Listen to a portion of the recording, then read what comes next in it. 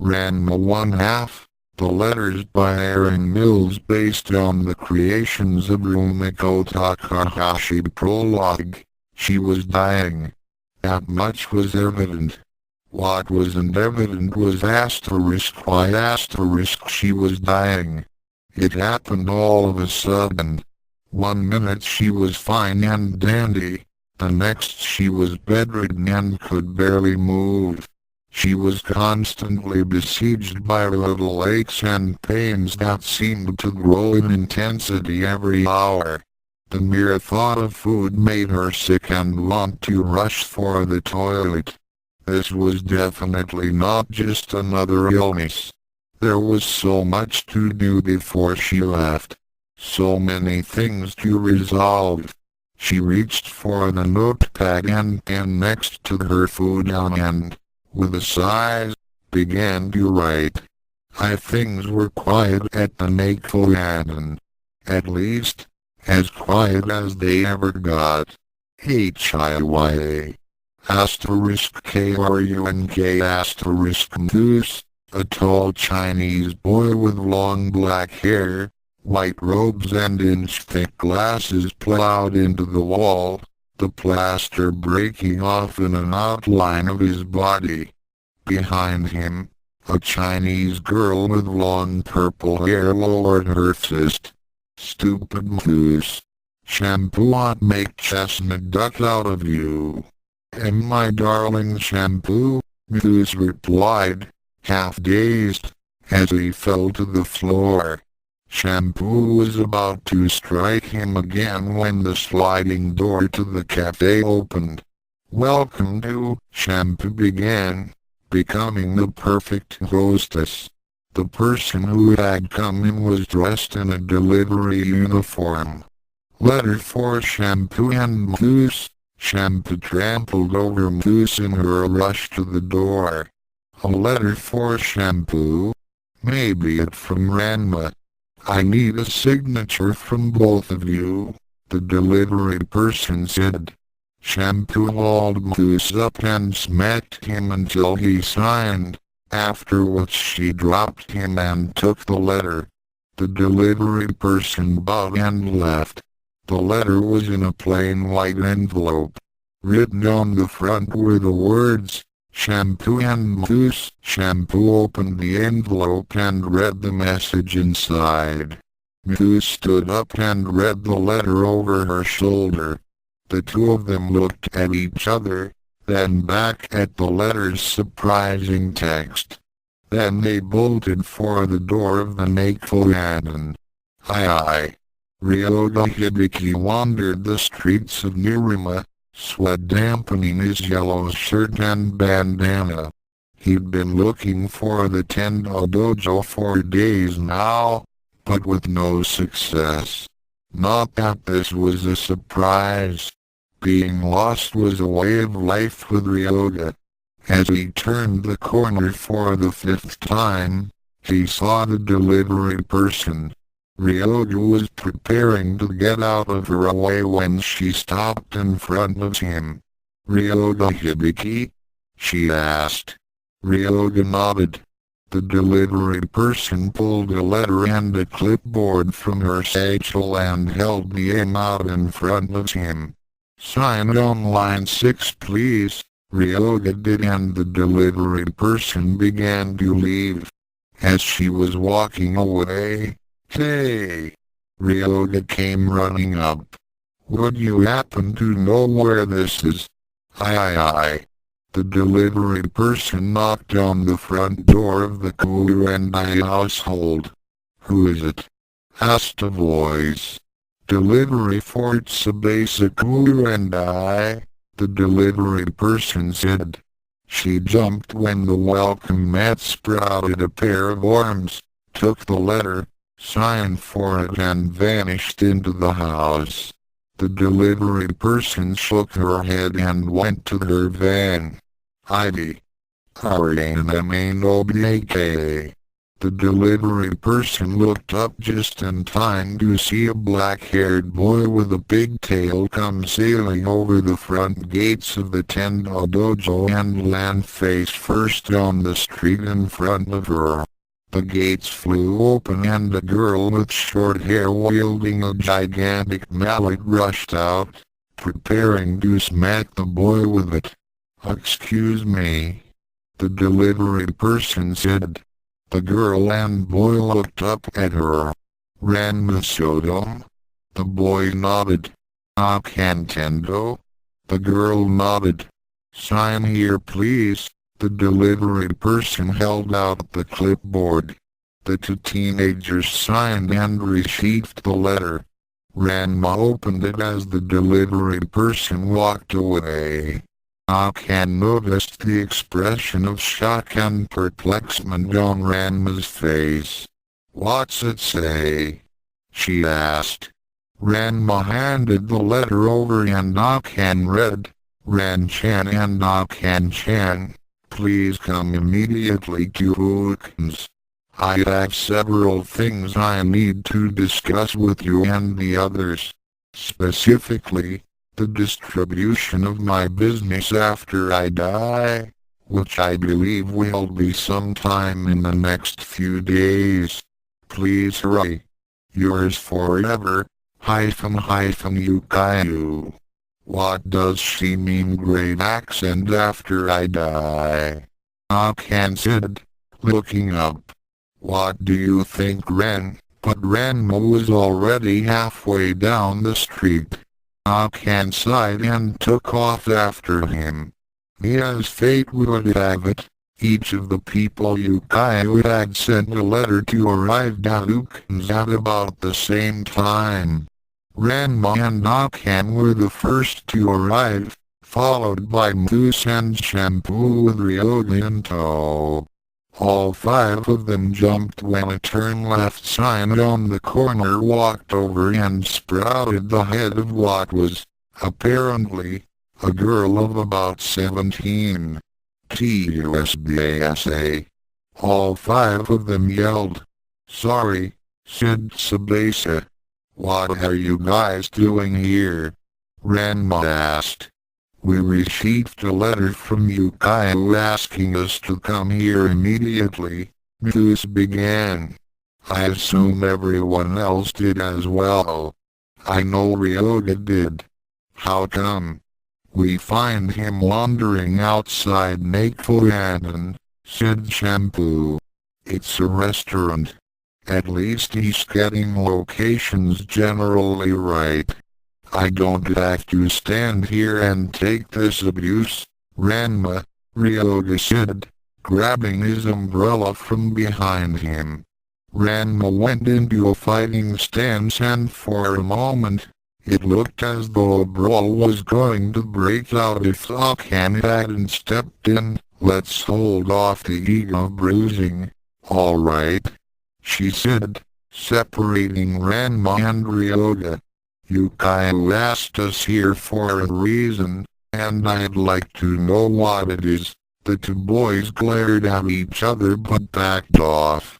On the front door of Ukyou's was a sign that said, "Closed for private party. Admission by invitation only," and a smaller one that read, "Letter holders please come in." The six of them entered the restaurant. "Ukyou?" Ranma called. He was leading the group through the living quarters behind the restaurant. "Back here," came a weak female voice. Ranma and the others entered Ukyou's bedroom. It was a comfortable room. Posters lined the walls.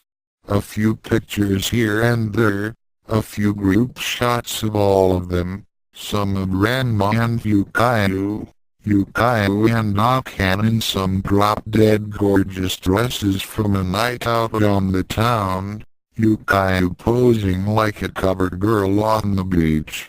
A stereo was set up in one corner of the room, while a safe stood in another. A rack with varying sizes of spatulas took up most of the south wall. In a third corner, Ukyou's trademark 4-foot combat spatula was leaning against the wall. The fourth corner held her fudan. As Ranma and the others got closer, it became apparent that Ukyou was in bad shape. Her skin was unhealthily pale. Her large brown eyes had sunk into her head. Her hair, normally shiny and full of downs, hung limply from her head like old ramen noodles. She was thin, almost gaunt. Ukyou swore, from the way her skin was pulled over her face, that she could make out Ukyou's skull underneath. Ukyou was propped up on a pile of pillows. She smiled faintly as the group approached. "Sit down, please," she said as her friends stood there silently. Each person sat on the cushions that were on the floor. Ryoga quickly stood up again when his cushion let out a yelp. He tossed Tsubasa aside and sat back down. As you can tell, Ukyou began when they were all seated. "I'm not in the best condition right now. I've called you all here so I can say goodbye." "Goodbye," Ranma and Ukyou spouted. "Yes, I'm not going to fool myself into thinking that this is something I'm going to get over. I'm going to die and I wanted to get everything squared away with each of you before I go. There must be something we can do," Ukyou said. "Can't we call a hospital or Dr. Tofu or something?" Ukyou shook her head. "Dr. Tofu's already seen me, and, as far as he can tell, there's nothing physically wrong with me. Whatever it is, it isn't like any illness he's seen, so, you're resigned to die," Ryoga said. It wasn't a question and everyone could hear the hard tone in his voice. "I don't see any other option, Ryoga," said Ukyou. "How did it happen?" Muse asked.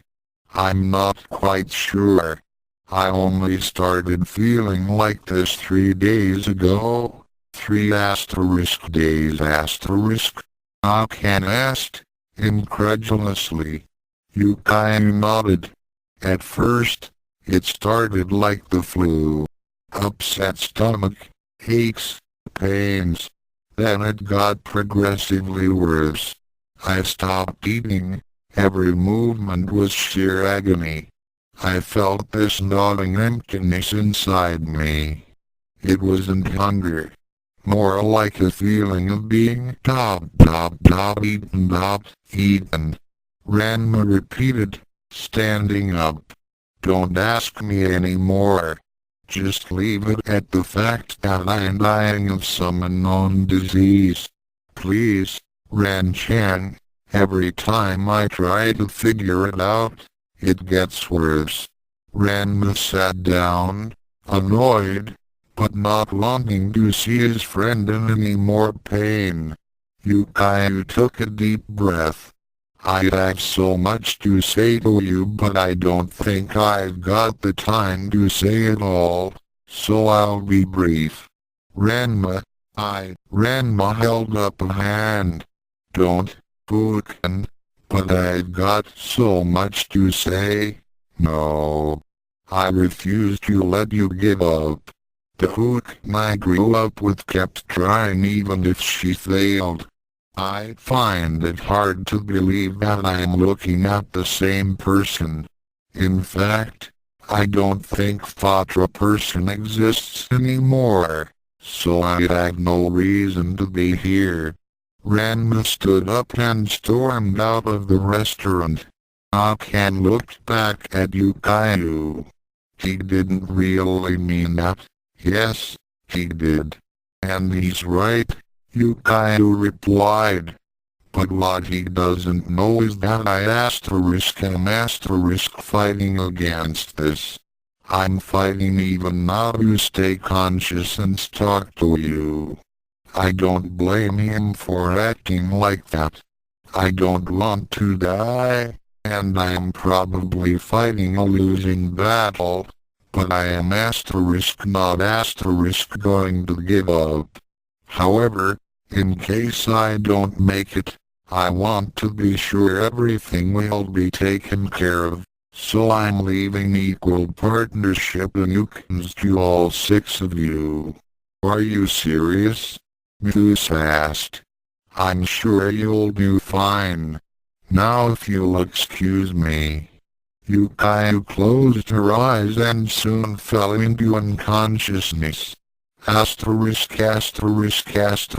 GI. Later, the newly made restaurant owners were drinking tea at the Nakoyadan. Ranma still hadn't returned from wherever he'd run off to. She can't be serious, Ryoga was saying. She seemed that way to me, said Okan. I mean, if Dr. Tofu doesn't know what's wrong with her, we may have to accept the possibility that Ukyou won't be around much longer. The door to the restaurant slid open and Ranma walked in. Ranma? Okan asked. He sat down. I can't believe she's just going to lie there and let whatever it is eat away at her from the inside out, he said. She isn't, stated Okan. She was fighting just to talk to us. That's how sick she is. What kind of disease incapacitates you 3 days after the symptoms set in? One that cannot be cured by any medical doctor. Future son-in-law, a new voice replied. The 6 of them turned to see Cologne standing there, staff in hand. What would you know about it, old ghoul? Ranma asked. Some years ago, a friend of mine contracted the very same disease. It is not so much an ailment of the body as it is of the soul. The only known cure is the mystic spring water of Hanakatasha. Where is this Hanakatasha spring? Ryoga queried. Somewhere in the mountains of Japan. I had to journey there to help my friend. Ranma snorted. The way the old ghoul treated everybody. It was a wonder she had any friends. Don't you know where exactly, great-grandmother? Shampoo asked. It is not that simple, child. The Hanakatasha spring changes its location constantly. This scroll is the only known set of directions to it. The old woman handed over a scroll of great age. Muse took it, only to have it snatched away by Ranma, who unrolled it and began reading. What the? Ranma stared at the scroll. Hey, old ghoul. These are all in Chinese. Of course. And they are all riddles. At each location the riddle's answers give there is a guardian that must be defeated, Cologne replied. And you'd best hurry. Why? Cologne's face became serious. The final stage of the disease takes 6 days to run its course. According to the symptoms you've described, Ukyou entered that stage 3 days ago, which means we have 2 days and change to find the spring. Sabasa finished, speaking from a potted plant in the corner. Damn, Ranma cursed. If we had 3 days, we might be able to find it if all 6 of us looked. But only 2, there are treatments I can administer, said Cologne. But they'll only extend Ukyou's life by 2 days at asterisk most dot asterisk. Then what are we waiting for? Sabasa the table lamp said. Every minute we waste, Another minute of Ukyou-sama's life is lost. Right. In 30 minutes, we meet at Ukyou's and go. Ranma proclaimed, rushing out of the restaurant with Akan in tow. Ryoga and Tsubasa followed, after Ryoga shook the cross-dresser out of his umbrella. "Let's go, Shampoo," said Moose, hauling a potted plant out of the room. Shampoo rolled her eyes and followed. Behind them, Cologne smiled thinly. "Getting the cure is easy, son-in-law," she thought. "It is getting it to Ukyou that will be difficult." Dii. A half hour later, Ranma, Akan, Shampoo, Ryoga, Moose, and Ukyou were waiting outside Ukyou's. Cologne was speaking to the group. "I've examined Ukyou," she said, "and the treatments are not going to be 100% effective. In short, you have." The old woman looked at the clock on the bank across the street. 3 days and 30 minutes before it's too late. You must hurry. Even 30 seconds delay will be fatal. Then, why are we standing here?" Ryoga demanded. "Where's Tsubasa?" Moose asked. "I'd have thought he'd want in on this." "I'm over here," said the shrub. Tsubasa crawled out and walked over to the group. "I brought a van." He gestured to a gray Nissan parked at the curb. "A van!" cried the other 5. "I'm sorry if that offends your delicate martial artist sensibilities, but time is of the essence. Now, do we want to save Ukyou-sama or not?" "He has a point," Akan said. Ranma grumbled. "All right, everybody into the van. Tsubasa, you drive and please keep the disguises under wraps." Cologne handed Shampoo the scroll. "Guard it well, child." "No worry, great-grandmother. Shampoo, take good care of it." Cologne nodded and turned to the group. "You have until 6 p.m. Friday night. If you do not get the Hanakatash water by then, Ukyou will die. Go with speed." The old woman turned and hopped away on her staff. Tsubasa started the van and the rescue party made its way out of Nirima. The time was 5:45 p.m. on Tuesday. "All right, let's get that first riddle solved," said Ranma. "Shampoo, it's a great accent. I am home as heat dominate the sky. I look safe outside. What am I?" "What kind of a riddle is that?" "A surprisingly easy one, Sodom," Moose answered. "Okay, 4 eyes. What is it then?" "A volcano." Ranma rolled his eyes. "Sure, there are only about 5,000 volcanoes in Japan alone, but only one that is currently dormant and known worldwide." "Not," Moose nodded. "Mount Fuji, what a climb," Ryoga remarked. This was true. The cliff the 6 characters were standing on was about 1,000 feet from the ground. Ranma looked around, annoyed. "So where's this Canadian at, then?" "Closer than you'd think." The 6 of them turned to find a diminutive little man dressed in a monk's robe sitting on a rock, watching the moon. "I take it you are looking for the Hanakatash spring," he said. "Yeah," Ranma snapped. "Now, where is it?" The monk shook his head. Now, it isn't that easy. You still have to defeat me, the 6 of us against you." Ryoga asked. The monk smiled. I think I can hold my own. Fine, said Ranma. Let's do it. LAVATHLOW, yelled the old monk. Streams of molten rock burst forth from the mountain, engulfing the monk. The lava twisted and turned until it formed an 8-foot giant of molten rock. Needless to say, our heroes were surprised.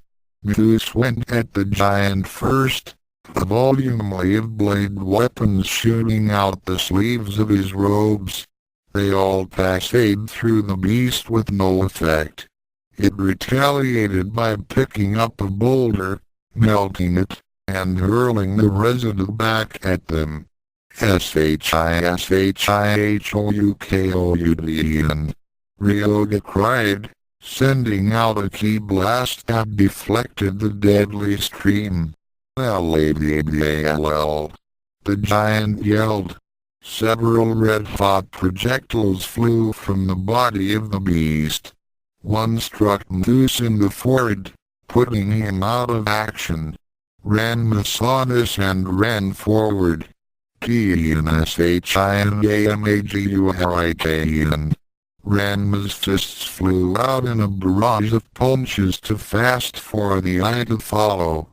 All 328 of them opened holes in the body of the giant, all of which, unfortunately, immediately closed. Is that the best you can do? The lava beast laughed, picking up another boulder. Boo, said the boulder, jumping out of its hands. The huge rock came down on top of the monster, sending lava flying everywhere. Champa saw the old monk in the middle of the mess, ran forward, Bonbury at the ready, and clonked the guy into dreamland. Nice going, you guys, said Ranma. How's Zeus? He's a little stunned, but he'll be okay, Ukyou answered. No. The answer is 6 oranges and the asterisk kumquat asterisk. Zeus mumbled. Okay, he sounds normal.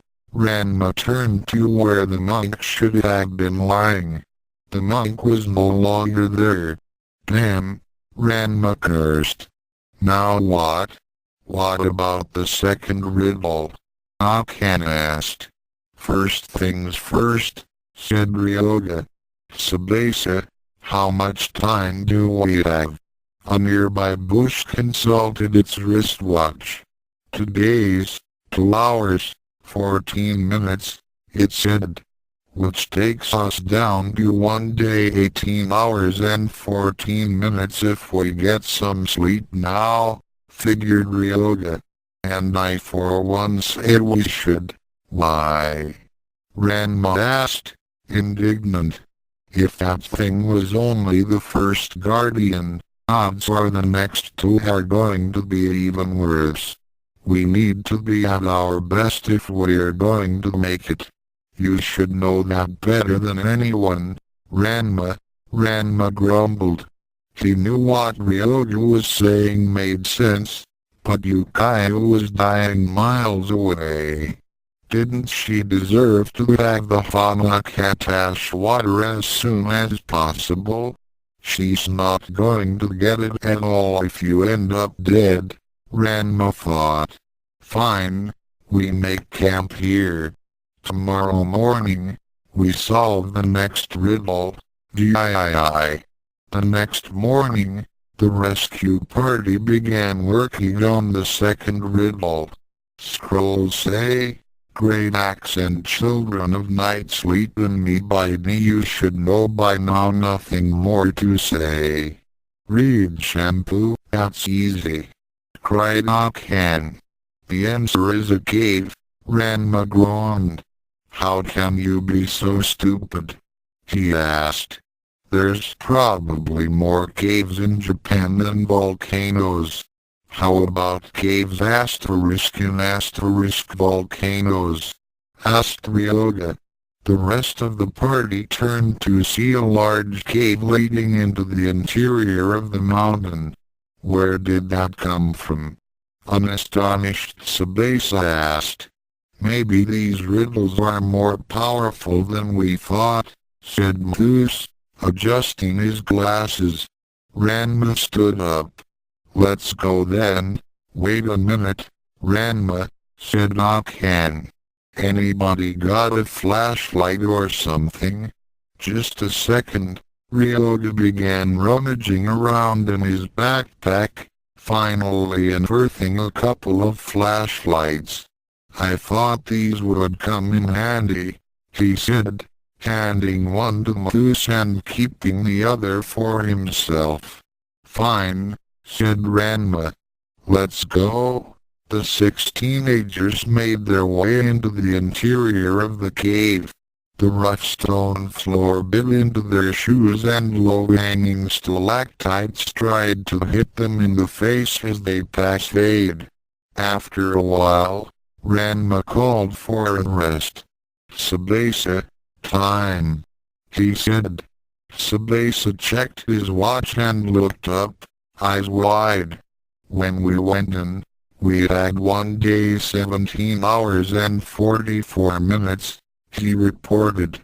Now, if my watch is correct, we have 1 day asterisk 8 asterisk hours and 15 minutes.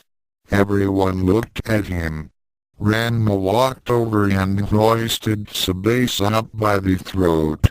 Are you saying we've spent nearly 10 hours in this cave and didn't realize it? Yes, said Tsubasa, choking on Ranma's fist. That's impossible, Mthus exclaimed. For once, Shampoo agreed with Mthus, said Shampoo. How could we have lost 9 hours that fast? Akan asked. Asterisk because I choose it to exclamation point asterisk. The 6 of them looked around for the speaker. Ranma dropping Tsubasa in the process. Who is that? Ranma asked.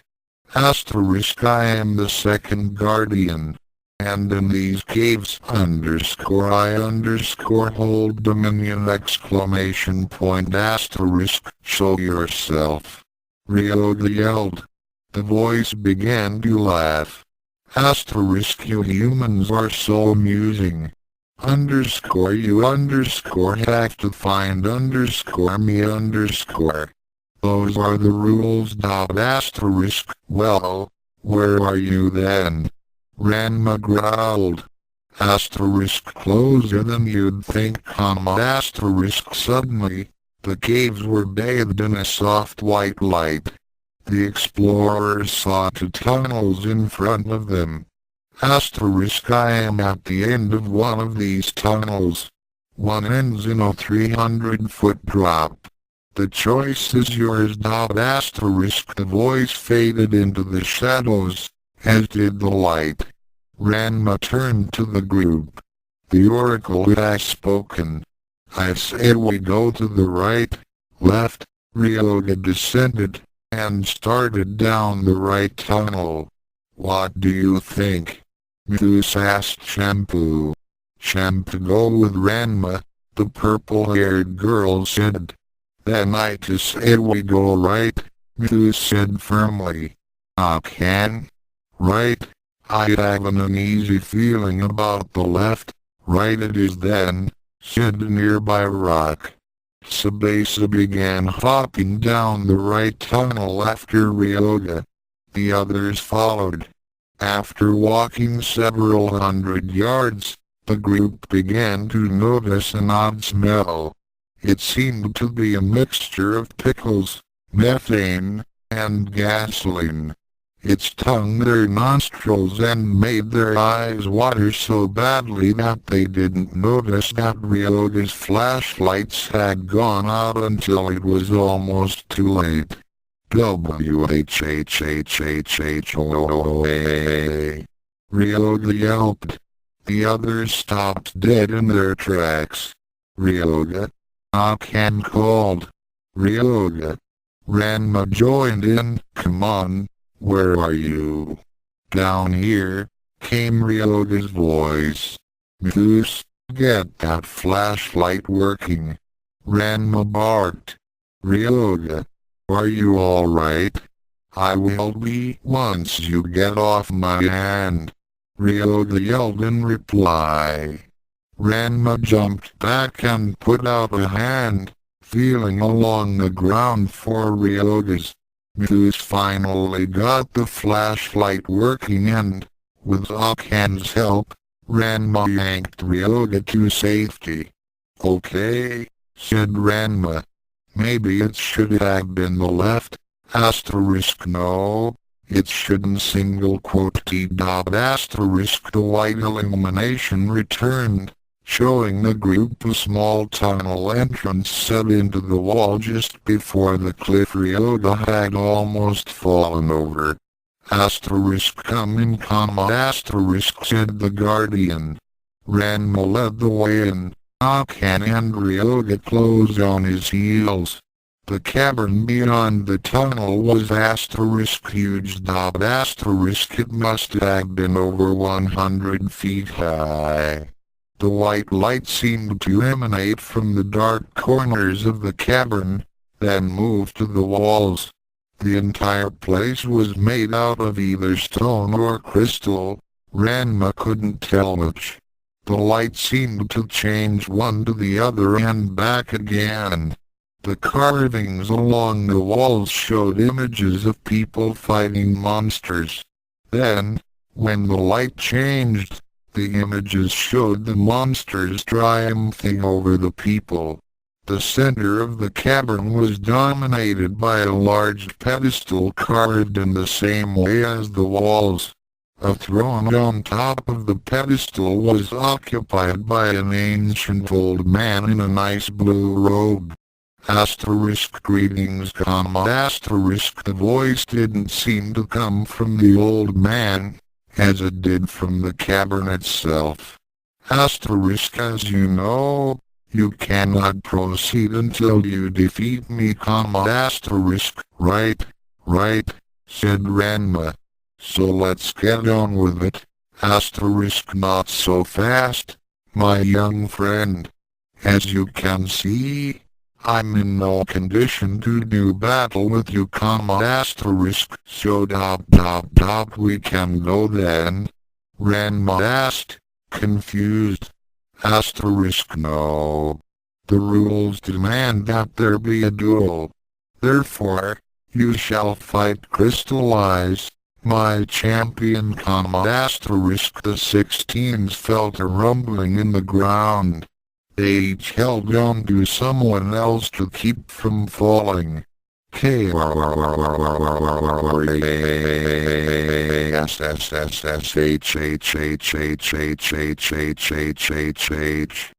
looked up as a section of the far wall collapsed, admitting a man-made, apparently, out of crystal. The humans stepped back. Asterisk well question mark asterisk the guardian asked. Ranma ran forward, preparing to make some cheap jewelry.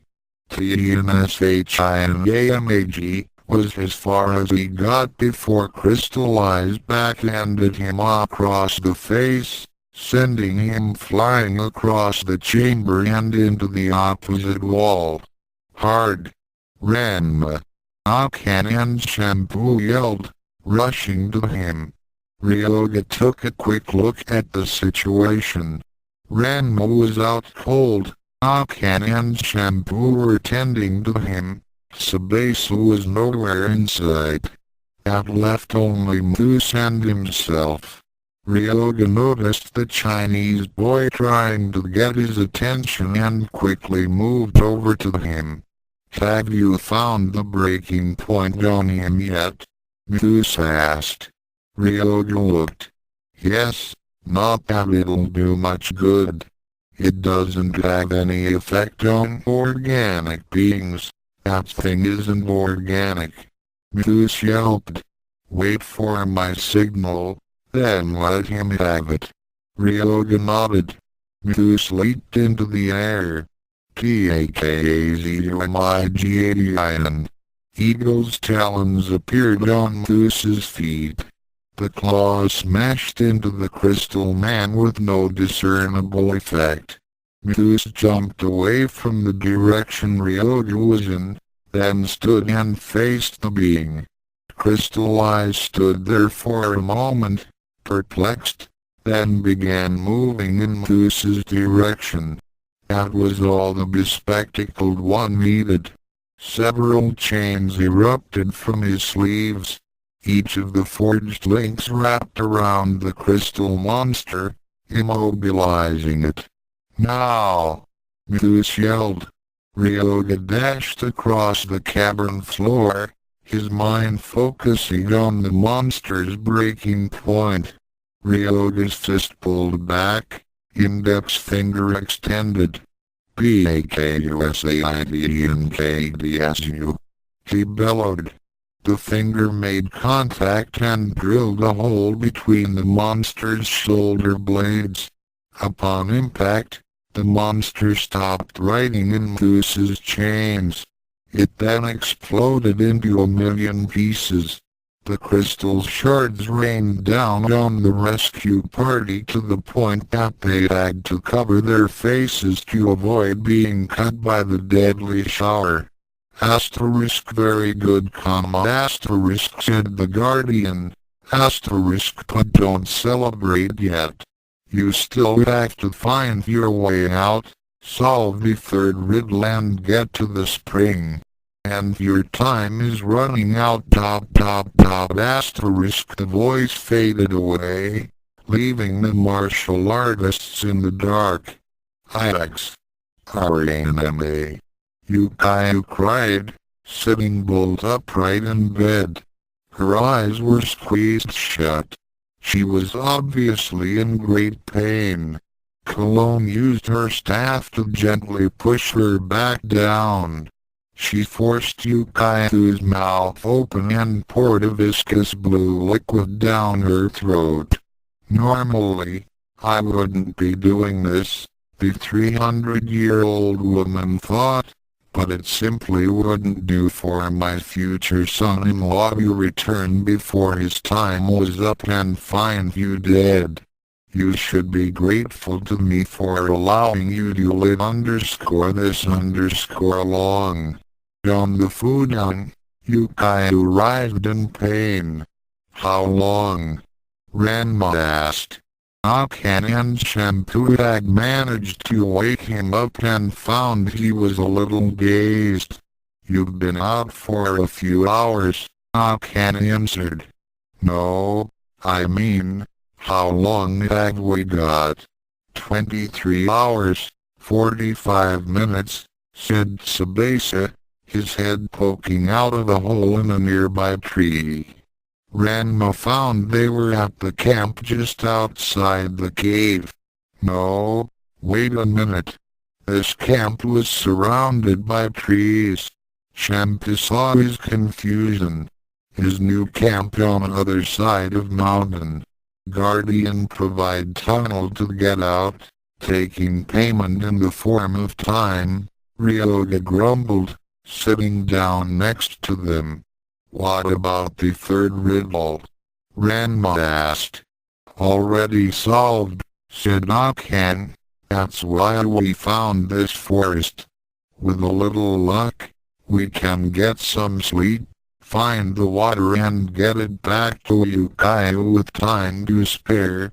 Yeah, sure, said Ranma, getting up and walking out of camp. He perched himself on a boulder and looked out over the trees that were fading into the sunset. Akan looked at him, concern crossing her face, then walked over to the boulder. This must be getting to him, Ryoga remarked to Shampoo. He hasn't picked a fight with Akan all this time. Good, Shampoo replied. Give Ranma more time to realize he loves Shampoo more than tomboy Akan. That comment sparked a thought in Ryoga's mind. Why are you here, Shampoo? He asked. Shampoo turned to him, confused. I mean, you and Ukyou had never been friends, Ryoga continued. Usually, you two ended up going at each other's throats whenever Ranma was in the immediate vicinity. I would think that you'd be glad if Ukyou wasn't around anymore, Ryoga right? Said Shampoo quietly. Shampoo not mind if Ukyou die. Shampoo only come along to be with Ranma. But, as quest go on, Shampoo realized she like Ukyou, despite being rival for Ranma's affection. Shampoo also feel that good opponent deserve to live, continue combat with Shampoo. If Ukyou die, Shampoo will miss her and feel loss. Ukyou just different type of friend. She turned back to Ryoga. Why you here? Ryoga swallowed. He'd been expecting that question to crop up. I don't know why I'm here. I've been thinking about that ever since we left Nirima. Ukyou is one of my closest friends, but I don't know why. Maybe because she tries to be helpful to most of the people she knows, despite their relationship to Ranma. I mean, she knows I want to destroy Ranma's happiness eventually, but she's always welcomed me at Ukyou's and lets me freeload off of her, like most of her other friends. I don't know. I have so few friends anyway, getting lost the way I do. I guess I don't want to lose any of the ones I have. The Chinese girl and the vagabond stared out into the sunset, thinking. Ukyou sat beside Ranma. You're really worried about her, aren't you? She asked. Do you know what it's like, seeing a friend you've known since you were 6 grow up and begin to die? No, but I do know that I don't want Ukyou to die. I like her, though I fail to see what she sees in a baka like you. Ukyou half teased, trying to get a rise out of Ranma. It didn't work. What I mean is, I don't think we'll get back in time. I'm just waiting for the trick the old ghoul has up her sleeve this time. Ranma said. Ranma, Ukyou began, a disturbing thought crossing her mind. Do you love Ukyou? Ranma didn't respond. Well, do you? Is this a question that'll get me clobbered? Ranma asked bitterly. No, said Ukyou. I really want to know. I don't know. At least not in the sense you mean. I love her like a close friend or a sister, but I'm not sure if I love her in the great accent I want to spend the rest of my life with her since. Ukyou could tell there was something else. Go on, she urged. And the thought of her lying there, being eaten away by some unidentifiable illness just makes me feel helpless. But you're not helpless, said Ukyou. You're here, searching for the cure that will save her life. Not sitting by her bedside not doing anyone any good, especially her, like I'm doing any good here, Ranma snorted. Sabasa took care of that lava thing. Since I vaguely remember you and Shampoo over me, I'll assume Goose and Ryoga took care of the crystal guy. Shampoo's our official translator and riddle reader and you've just become the resident shrink. I feel useless, you've just had bad luck, that's all, Ukyou replied. You'll get your moment of glory. That was the wrong thing to say. Ranma glared at her with such anger in his face that Ukyou was half tempted to hide behind the boulder. You think I'm in this for glory ? I mean. You just didn't think . That's what you just. I'm pouring my guts out here and you think this is some sort of ego trip. Ranma was so mad at this point that he failed to notice a distinct blue aura forming around Ukyou. I can't believe you, Ukyou. But then, I suppose this is what I get for confiding in a tomboy like you. That did it. Here she was, trying to be nice and listen to what was troubling Ranma, and he went and acted like she was an enemy. Well, if that's the way the baka wanted it. She stopped short when she realized Ranma was no longer there. He has a point. Ukyou turned to see Muthu standing behind her. What point? She sulked. He's just being the baka he usually is, maybe. But these aren't usual circumstances, Muthu said, sitting next to Ukyou. Think about it. Has any of us ever been in a situation where we could lose our lives? Sure, lots of times, from a disease. Ukyou thought it over. Well, Mumber, exactly. We've had to do most of our fighting against human and animal opponents. Now that we're up against something that can't be killed using martial arts, we're all trying to find some way of coping with the idea of Ukyou dying. Ranma didn't mean any of the things he said. He's just looking for some justification for Ukyou's illness. What about you, Muthu? Ukyou asked. Do you see any justification? You're being so calm about all this. Muthu gave her a half smile. There is no justification. I've learned that, in this universe, bad things will happen to good people and vice versa. But that doesn't stop me from trying. Why do you think I let Shampoo get away with clobbering me all the time? Ukyou smirked. I thought you were a masochist. The two of them laughed. Ranma returned to the camp the next morning. He had spent the night on another boulder on a higher cliff. He had dreamed about Ukyou, healthy again, flipping okonomiyaki. It wasn't much of a dream, but he felt much better when he awoke. He also remembered what he had said to Ukyou the night before. He had to rectify the situation. Ranma walked up to Ukyou and swallowed. Ukyou held up a hand. Don't worry, she said. I know. All right then.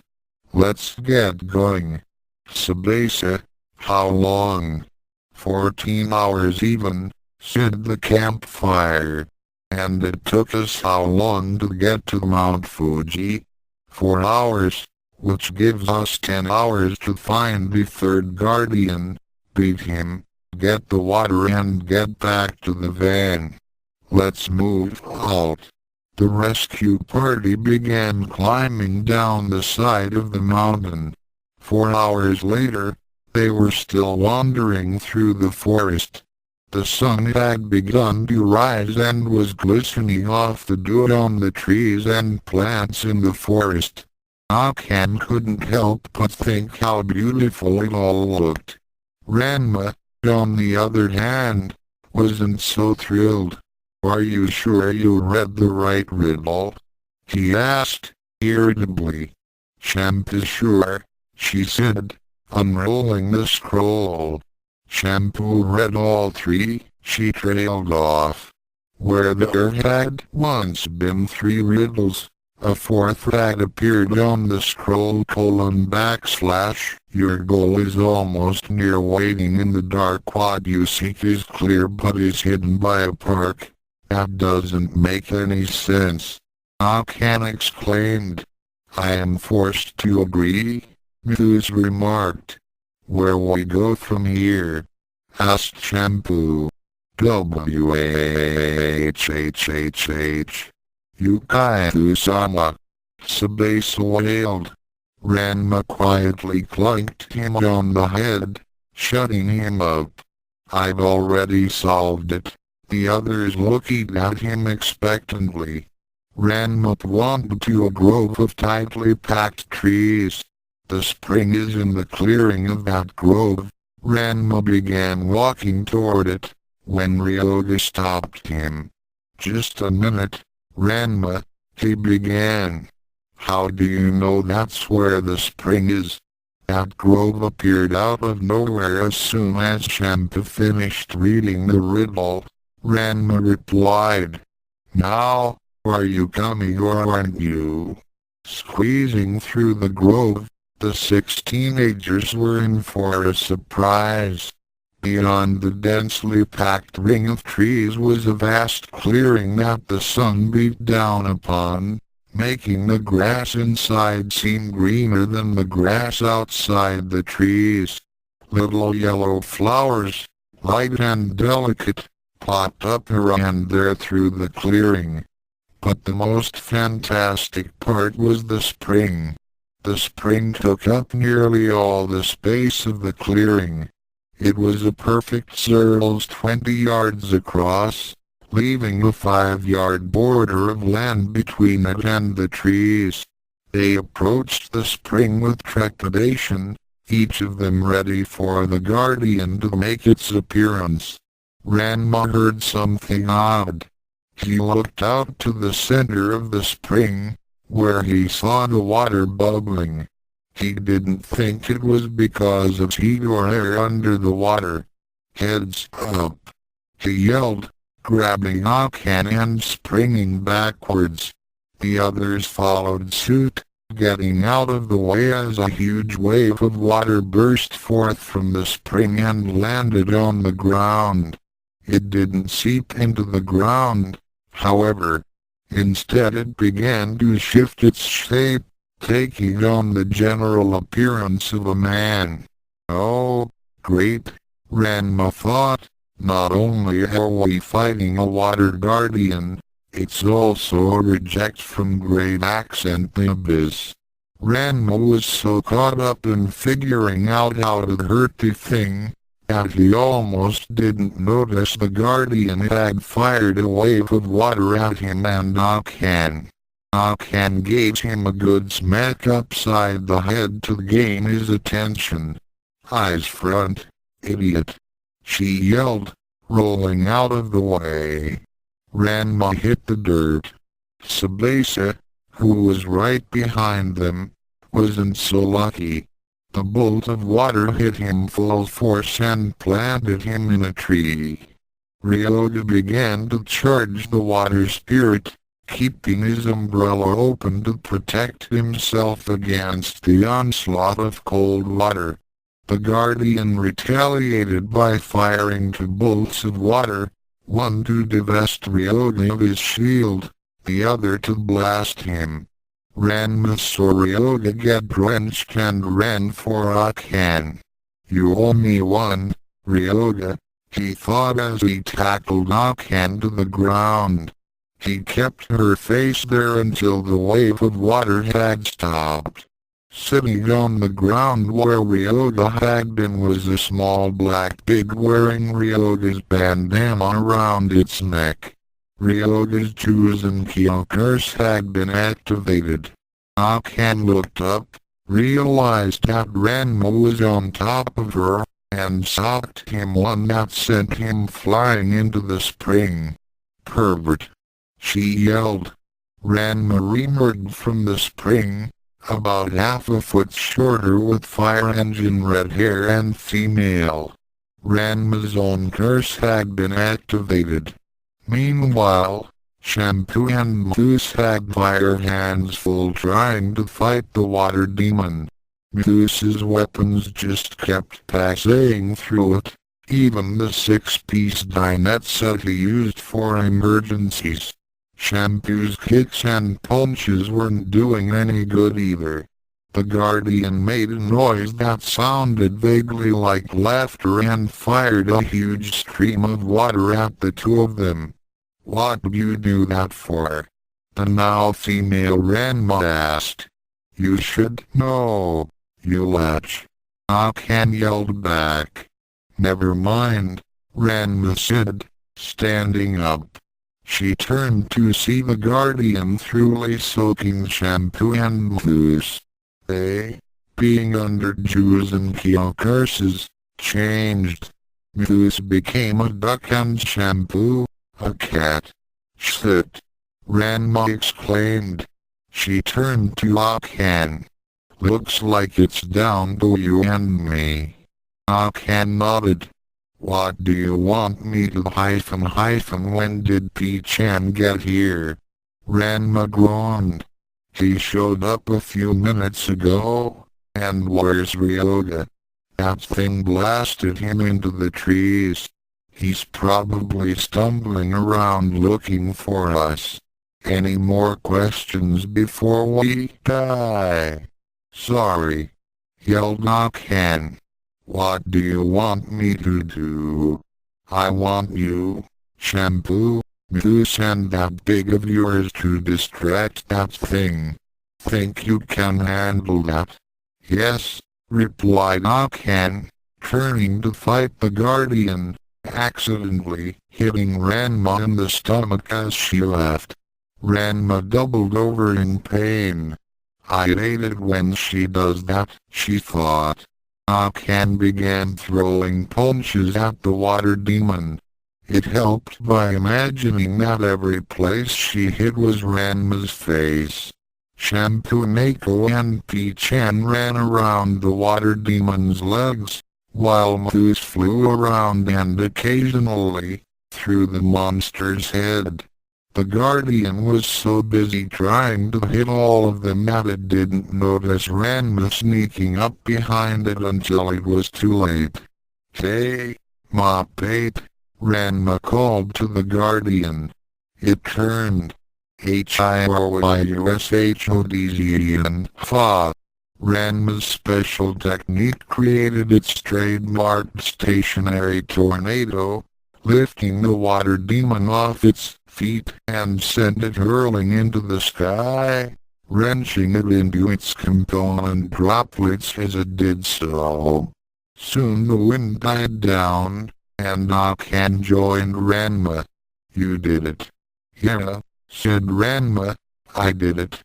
While Ukyou was talking to Ranma, Moose happened to look upwards and saw something odd. The water droplets were reconverging on their way back down to Earth, becoming one large mass as they did so. He began quacking urgently to warn Ukyou and Ranma. The two girls looked up to see a large ball of water coming towards them. Ranma and Ukyou awoke sometime later in the back of Tsubase's van. Ranma noticed he was male again and Ryoga, Moose and Shampoo were all back to human form. They must have found some hot water somewhere. "Oh, my itching head," said Ranma. Next to him, Ukyou was expressing similar thoughts. Then he realized where they were. "How much time do we have?" he asked urgently. "We're cutting it close now. We've just entered Nirima, but we've got about 5 minutes before it's too late." Tsubasa called from the driver's seat. Ryoga endeavored to explain. "We had to wait for Tsubasa to wake up, after which we heated up some hot water and fixed you guys. I got lost in the trees, sorry." Ryoga made a gesture which meant thanks. Ranma made one in return that meant, that's to you or me, pal.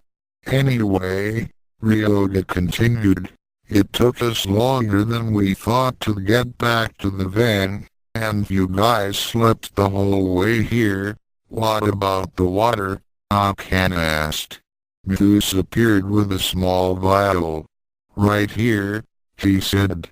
Then put the pebble down, Sabasa. Ranma commanded, and damn any cops we meet on the way. Miraculously enough, the rescue party didn't meet any members of the law enforcement community and got to Ukyou's with a minute 30 left. Ranma took the vial from Zeus and they all burst into the restaurant. Cologne heard them coming and looked down at the disturbingly still Ukyou. Oh no, she thought. Then, she got an idea. The old woman posted herself next to Ukyou's bedroom doorway and thrust her staff across it at ankle level. The less rivals shampoo has in the battle for my future son-in-law's affections, the better. Ranma dashed around the corner. And we got it. We got the Ranma's feet connected with Cologne's staff. He tripped and the vial of Hanakatash water went flying. Time seemed to slow down. Ranma saw the vial go flying across the room and shatter on Ukyou's spatula rack. He saw the water flow down the wall, useless. He saw the old ghoul, a smug expression on her face. Then he heard himself scream, "No!" Sabasa's voice, teary and choked, came in clear as doom. 30 seconds, Ranma crawled across the room and cradled Ukyou in his arms. Her eyes opened partway. Ranma felt his own begin to tear over. "Ukyou, I'm so sorry." Ukyou smiled faintly. "Don't be. At least you tried." She looked behind him at Akan, who was also beginning to cry. "Take care of him, Akan-chan." Ukyou looked back at Ranma. "Ran-chan, I want you to know something. I want you to know that, no matter if we never meet again, I've always loved you and I always will." Ranma swallowed. I love you too, Ukyou," he said. She smiled. Ranma, in a sudden burst of inspiration, bent down and kissed her. With that last act, the eyes closed, the muscles relaxed, the skin went cold, and Ukyou Kwanji quietly passed from this world. RNMA 1/2. The Shadows by Aaron Mills based on characters created by Rumiko Takahashi excerpts from the Tokyo Daily Herald, April 27th. Grade robber captured. Nerima District Police apprehended one Ranma Sodom at the Nerima Community Graveyard last night. Sodom, 17, was allegedly breaking into the grave of the Ukyou Kwanji. According to sources, Sodom was babbling that Kwanji was still alive and that he was trying to prove it. Ukyou Kwanji, a local restaurateur, died 3 weeks ago. When asked why he thought she was still alive, Sodom replied, "Because I've seen her." Greater than from the Journal of Akantendo, April 27th. Ranma's been arrested. I know he's been acting strangely, but I didn't think he'd go this far. Wait, calm down, you're getting ahead of yourself. Begin at the beginning. Or rather, the end. Ukyou was dying of some weird disease. She asked me, Ranma, Shampoo, Ryoga, Mithus sent Tsubasa to come to Ukyou so she could say goodbye. She also made us heirs to Ukyou. Later, Shampoo's great-grandmother Cologne told us that the only cure for Ukyou's illness was the water from a mystic spring in the mountains. The six of us went after the water, but Cologne double-crossed us and tripped Ranma, sending the vial of water crashing against a wall. Ukyou died shortly afterwards in Ranma's arms. The funeral was held the following week. Ukyou's parents decided that she should be buried here in Mirima, where all her friends were. Ranma was asked to give the eulogy. He spoke for half an hour on Ukyou. He even admitted that he loved her.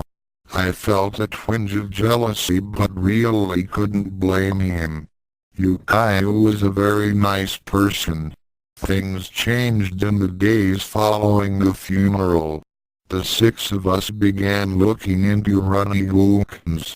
Things became a little easier when both Mithus and Shampoo had a blazing fight with Cologne and moved out of the Nakeland altogether.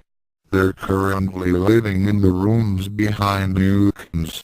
Shampoo still clobbers Mithus on a regular basis, but the experience seems to have drawn them closer together.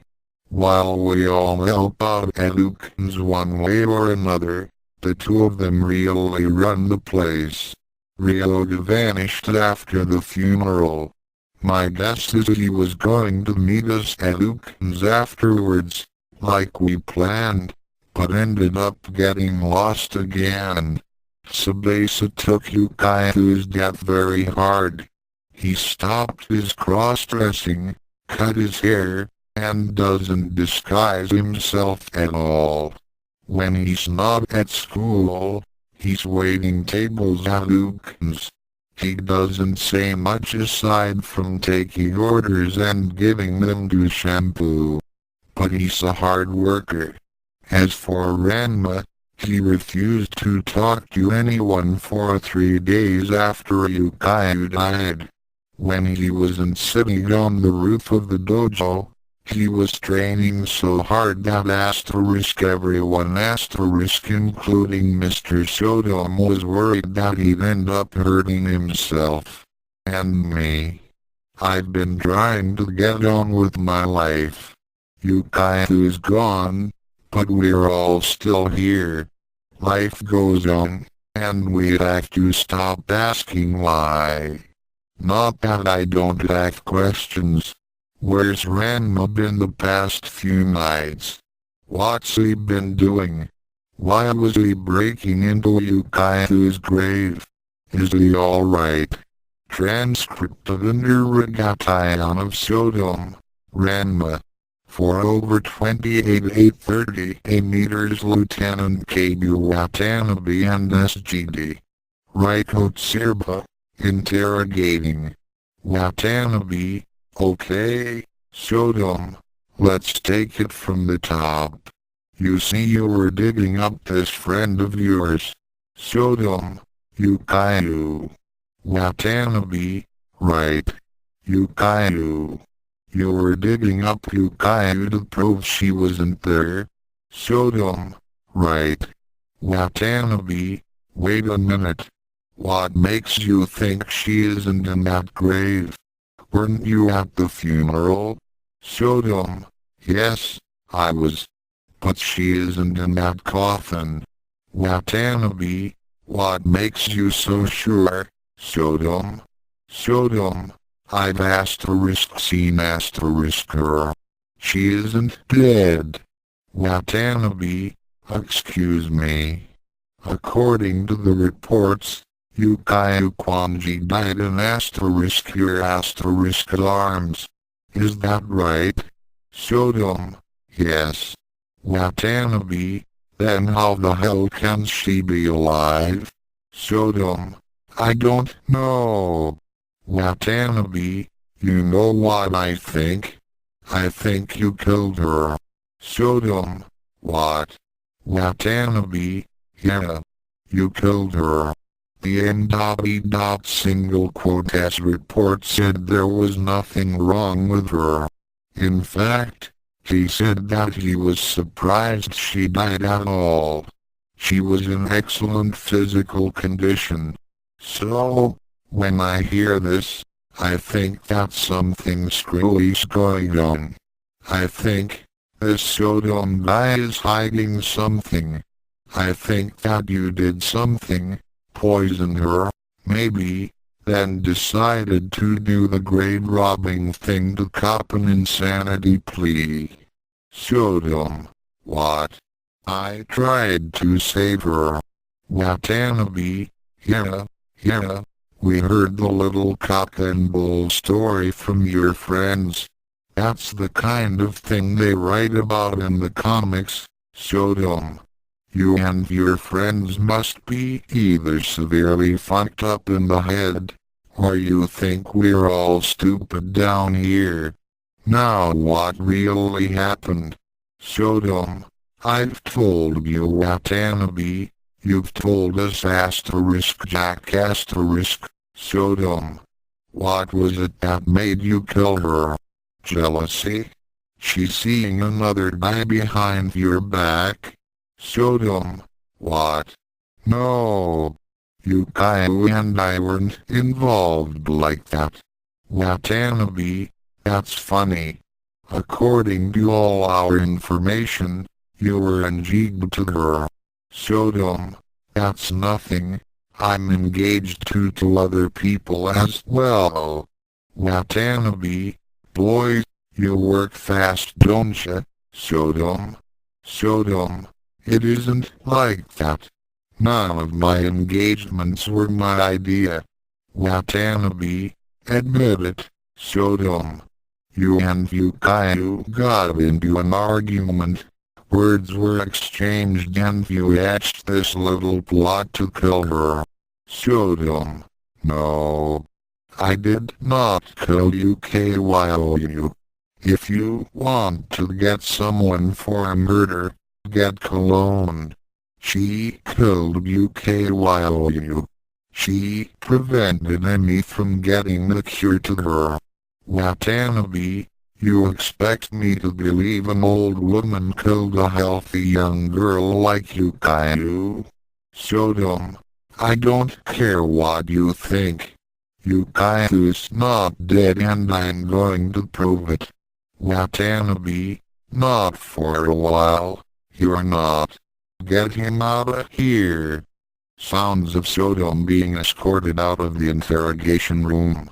Sirba, don't you think that's a little rough? Watanabe, no 17-year-old kid goes around digging up his friend's grave to prove she isn't there.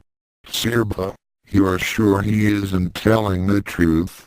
Watanabe, look, no asterisk he's from Mirima, but I don't buy half the crap he was telling us.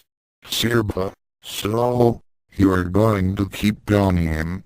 Watanabe, yes, until he tells us what he was doing in that graveyard. Sirba, you're impossible, Kabu.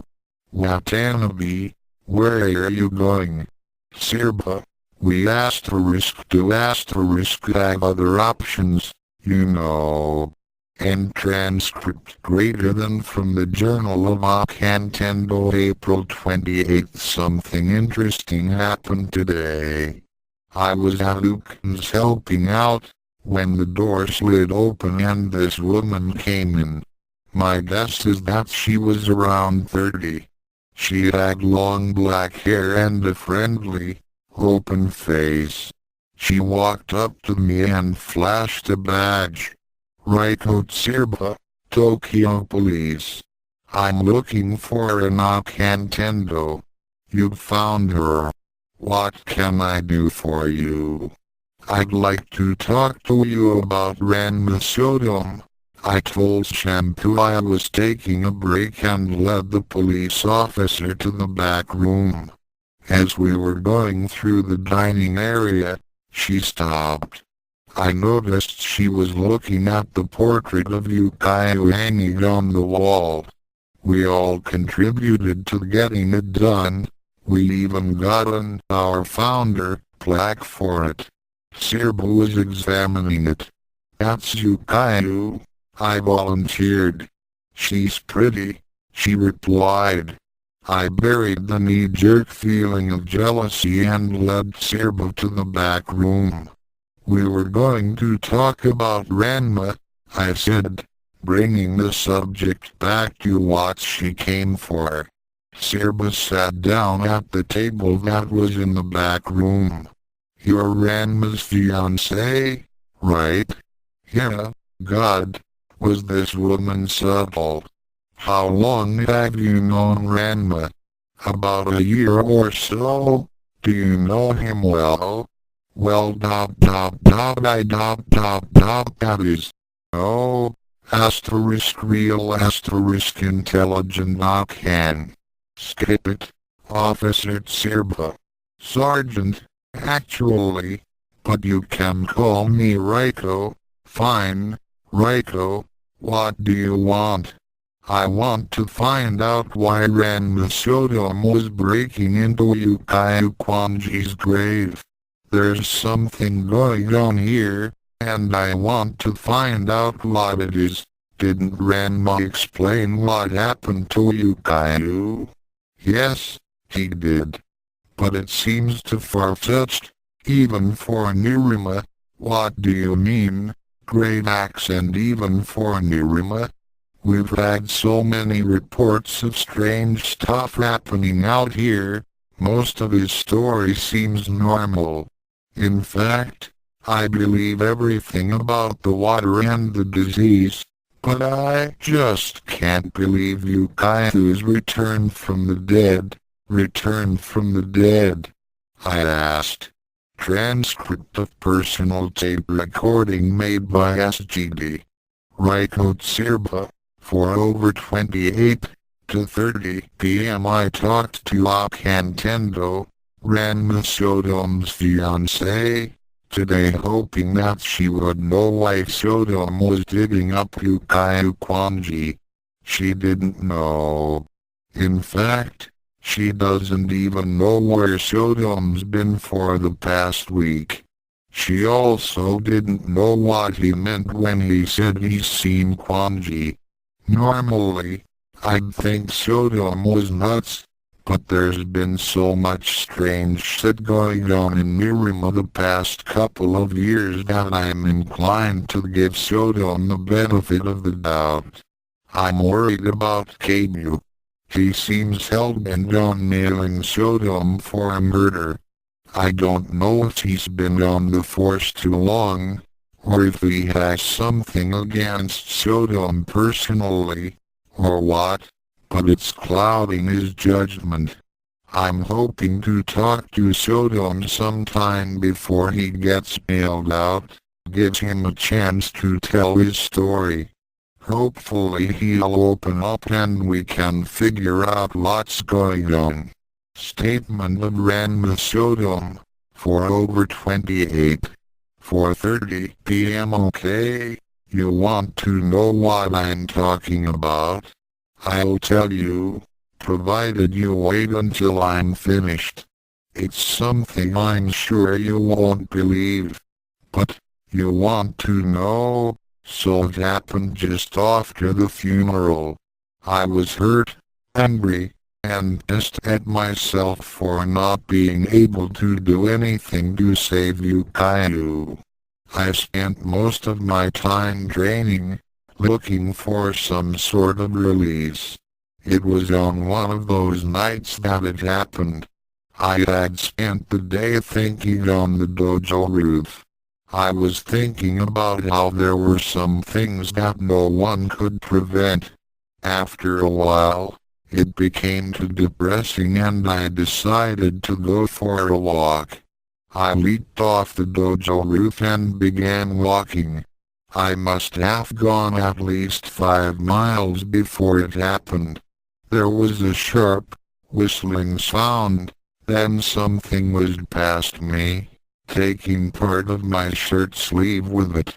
The object embedded itself in the brick wall behind me. I pulled it out and was shocked to find that it was one of Ukyou's throwing spatulas, only charred and burned until it was black. As I was examining it, I heard the same whistling sound and dodged. Good thing I did, too. 7 more spatulas arrived and embedded themselves in the wall.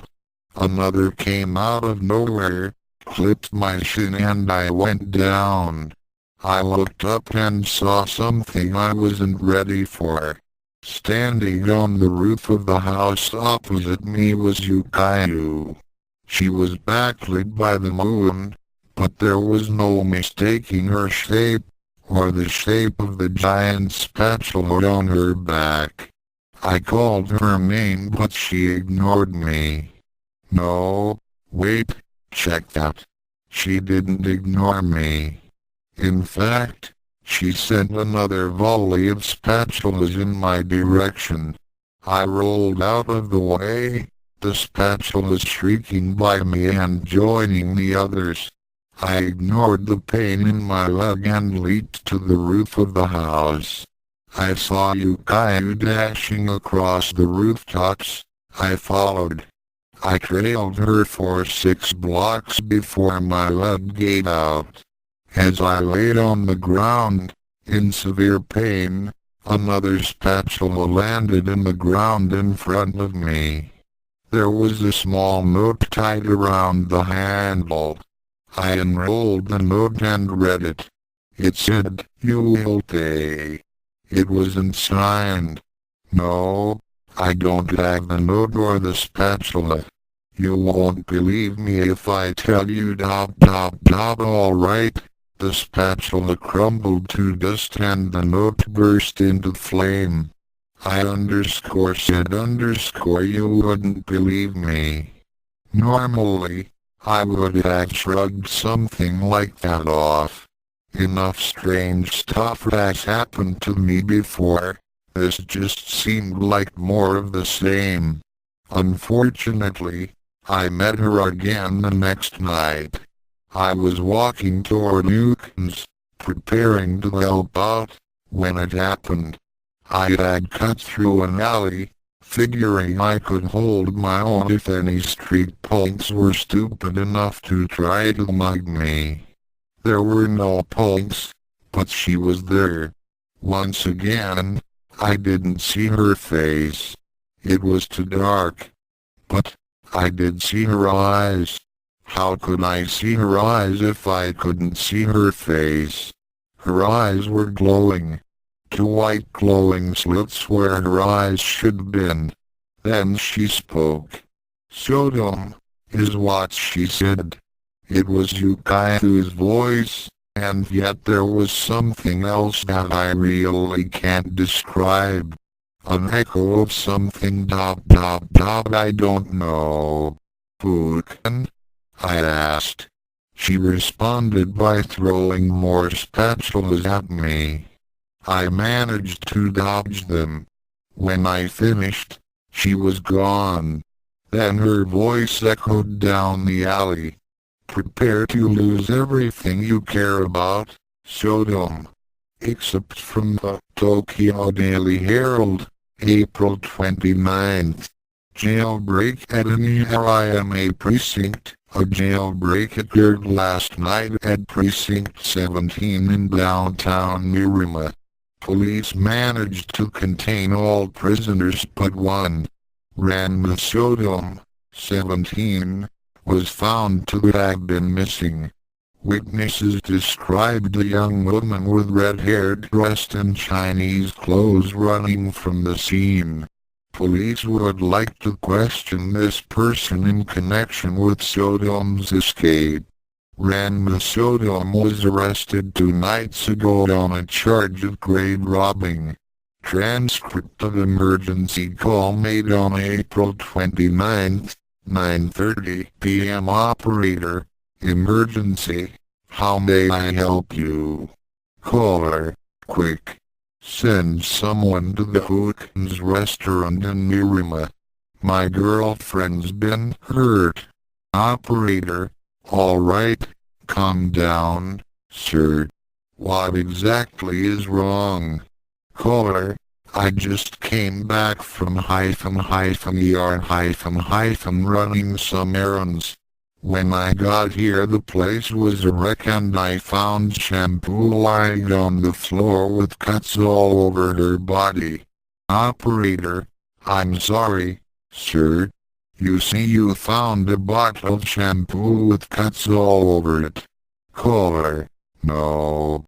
Shampoo is my girlfriend's name. Now, are you going to send an ambulance or what? Operator, yes, sir, I apologize. Now, where exactly are you? Caller, the Ukyou's in Mirima. Operator, and your name? Caller, my name is Moose. Hurry! END transcript from the Journal of Occult, April 30th. Shampoo's in the hospital. She was admitted late last night with some pretty bad cuts. She had to get stitches for most of them. When I arrived at the hospital today, Raiko and her partner, Lieutenant Watanabe, were just leaving. Watanabe ignored me, but Raiko stopped and told me that Ranma broke out of jail last night and he was wanted for questioning in what happened to Shampoo. When I went in to see Shampoo, I was shocked. She had bandages covering most of her limbs and torso. She had a couple of IV tubes stuck into her arms. She looked pale, almost like Ukyou before she died. Shampoo was asleep. Moose was sitting by her bedside, hunched over. I thought he was asleep, but he sat up as I sat down next to him. It was obvious he'd been crying. "Ken?" he asked. "How is she?" "The doctor says she'll pull through. Any idea what happened to her?" "The police think Ranma did it. Do you?" He thought for a minute. "I don't know. Things haven't exactly been the same around here since the funeral. It's possible, but I doubt it." "Why?" Moose shifted around, fumbled in the sleeves of his robes and handed me a small object. "I found this embedded in the wall. It was one of Ukyou's throwing spatulas." Transcript of personal tape recording made by SGD.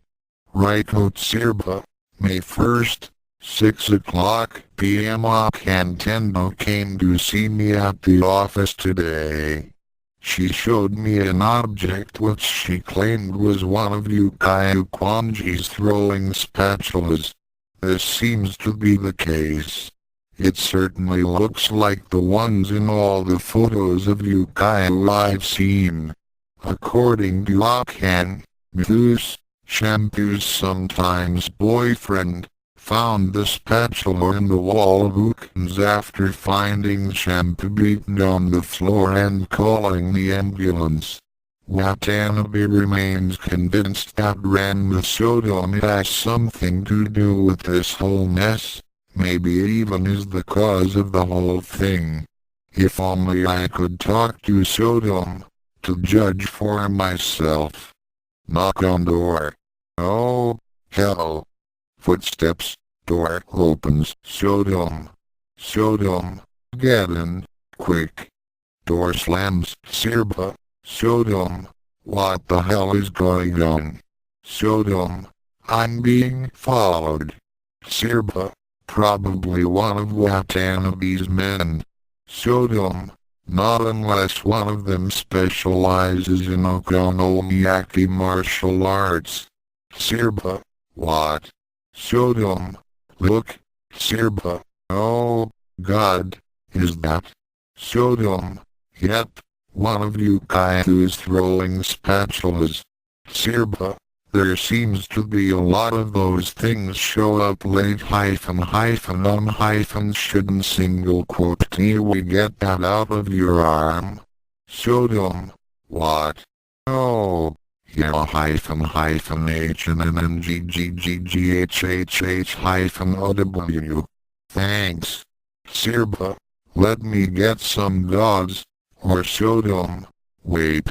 First, look out your window. Sirba, what? Sodom, just do it. Sirba, what am I looking for? Sodom, look on the roof across the way.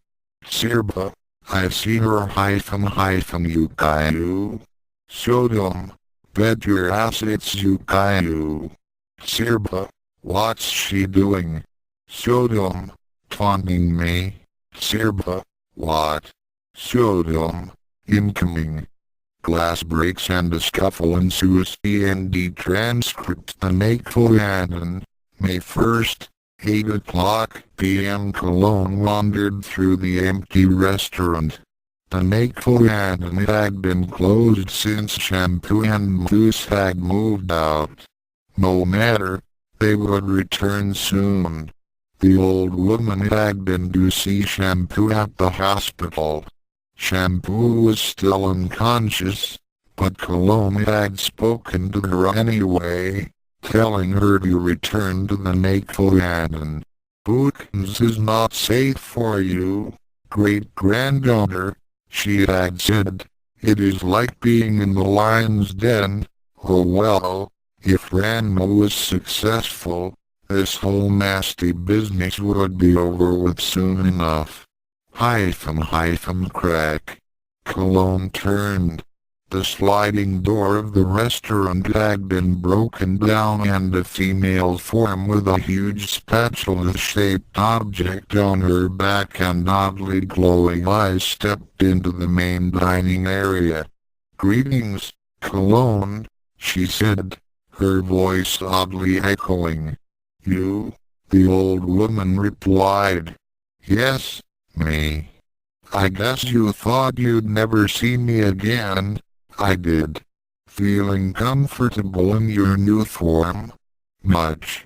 Ukyou had more of my life force than anyone thought she had." "Really?" "Oh, yes. In addition to the amounts she's shown to Shampoo and Kodakai, there are little sections reserved for Ukyou, Ranma, Ryoga, and many others. Even you." "Me?" Cologne raised an eyebrow. "You sealed your fate when you tripped Ranma," said the Ukyou imposter. "She saw you do it and that was enough to put you in the running. What do you intend to do?" said the old woman calmly. "You should know. Humor me." The imposter laughed. "No, why not?" "Because then Ranma will be able to figure it out." "What's Ranma to you?" The glowing eyes narrowed as Cologne's own widened. "You wouldn't," said the old woman. "I would and I will." "You can't. You already have one person." The shadow Ukyou laughed. "By the time I'm finished, she'll be dead in both body and soul. Not if you can't get her body." The glowing slits looked amused. "Who says I don't already?" "I grow bored with this," said Cologne, changing the subject. "I assume you are here to kill me." No. Cologne, for the first time in many years, was confused. "No," the shadow Ukyou said. "I've set things up so Ranma will be forced to come see you. I want you to tell him everything. Why should I help you? If you don't, I finish what I started with Shampoo." Cologne hissed. "The choice is yours, old crone," said the shadow Ukyou. If it was possible to see its face, which it wasn't, the shadow Ukyou would have been smiling. Greater than from the final police report of SGD. I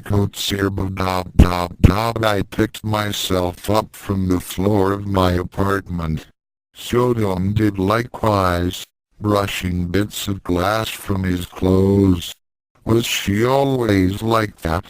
I asked. Not always, Sodom replied. I assessed what I had seen. On the roof of the house just across the street from my apartment, I had seen a shadowy female figure with a large blade weapon on her back. While this could have been any one of a number of people, I had also seen the luminescent eyes Sodom described in his statement. I was convinced that Sodom was telling the truth. That somehow Ukyou Kwanji had returned from the dead.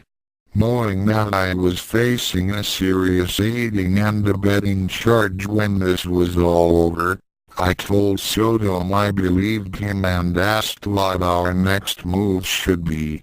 We go see the one person in Ranma who always seems to know what's going on. Sodom and I proceeded to the Nakoyadan, a Chinese restaurant in the Ranma district. A sign on the door read, "Closed," but Sodom ignored it. I followed. Inside, I saw an ancient woman with a long staff stare at us when we entered. I could see Sodom was practically bursting with anger, and I began to get worried. I want you to know that I am seriously resisting the urge to kill you right here and now, he said through clenched teeth to the old woman. From this statement, I assumed that the woman was the cologne Sodom had made reference to during his interrogation. From Sodom's description, I expected Cologne to counter with a secretive smile and some enigmatic statement. Instead, she merely nodded gravely. I read fear in the old woman's face. Sodom evidently noticed it too.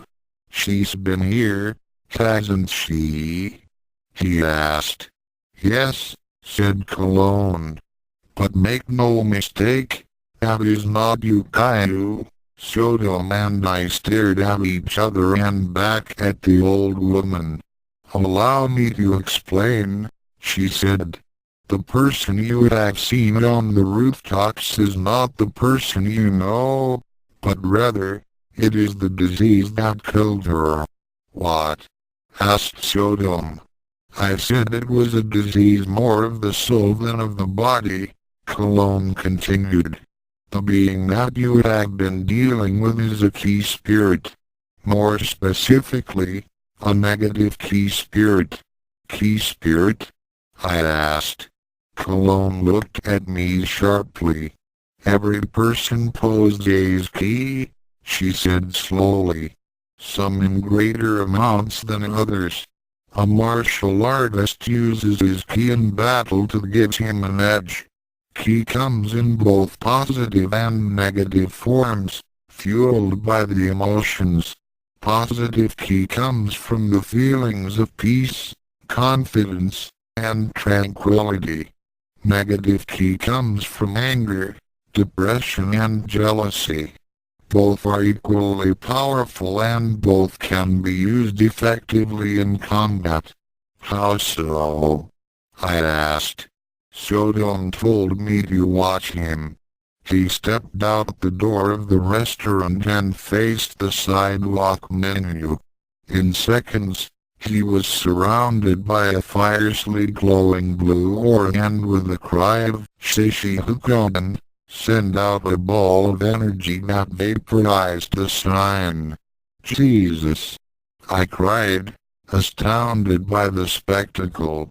Indeed, Cologne said. The technique you just saw is one of the ways negative ki is used to power a martial artist's offensive capabilities. It also acts as a release valve, if you will, for a negative ki. Others release negative ki through expressions of anger, hatred or violence, such as occult. So, where does this ki spirit come in then? I asked.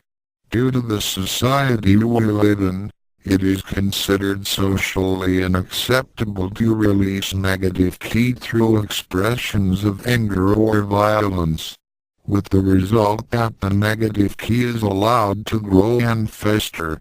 If it grows to a large amount, it can be fatal. Normally, since most people do not live in volatile areas, the ki can be kept under control by the soul's natural dampening power of ki. However, on occasion, the soul becomes overworked. This can happen due to a number of circumstances, stress, depression, or any other type of recurring negative experience. Here Cologne looked at Sodom. If the soul becomes overworked, the dampening power decreases and the person can become deathly ill.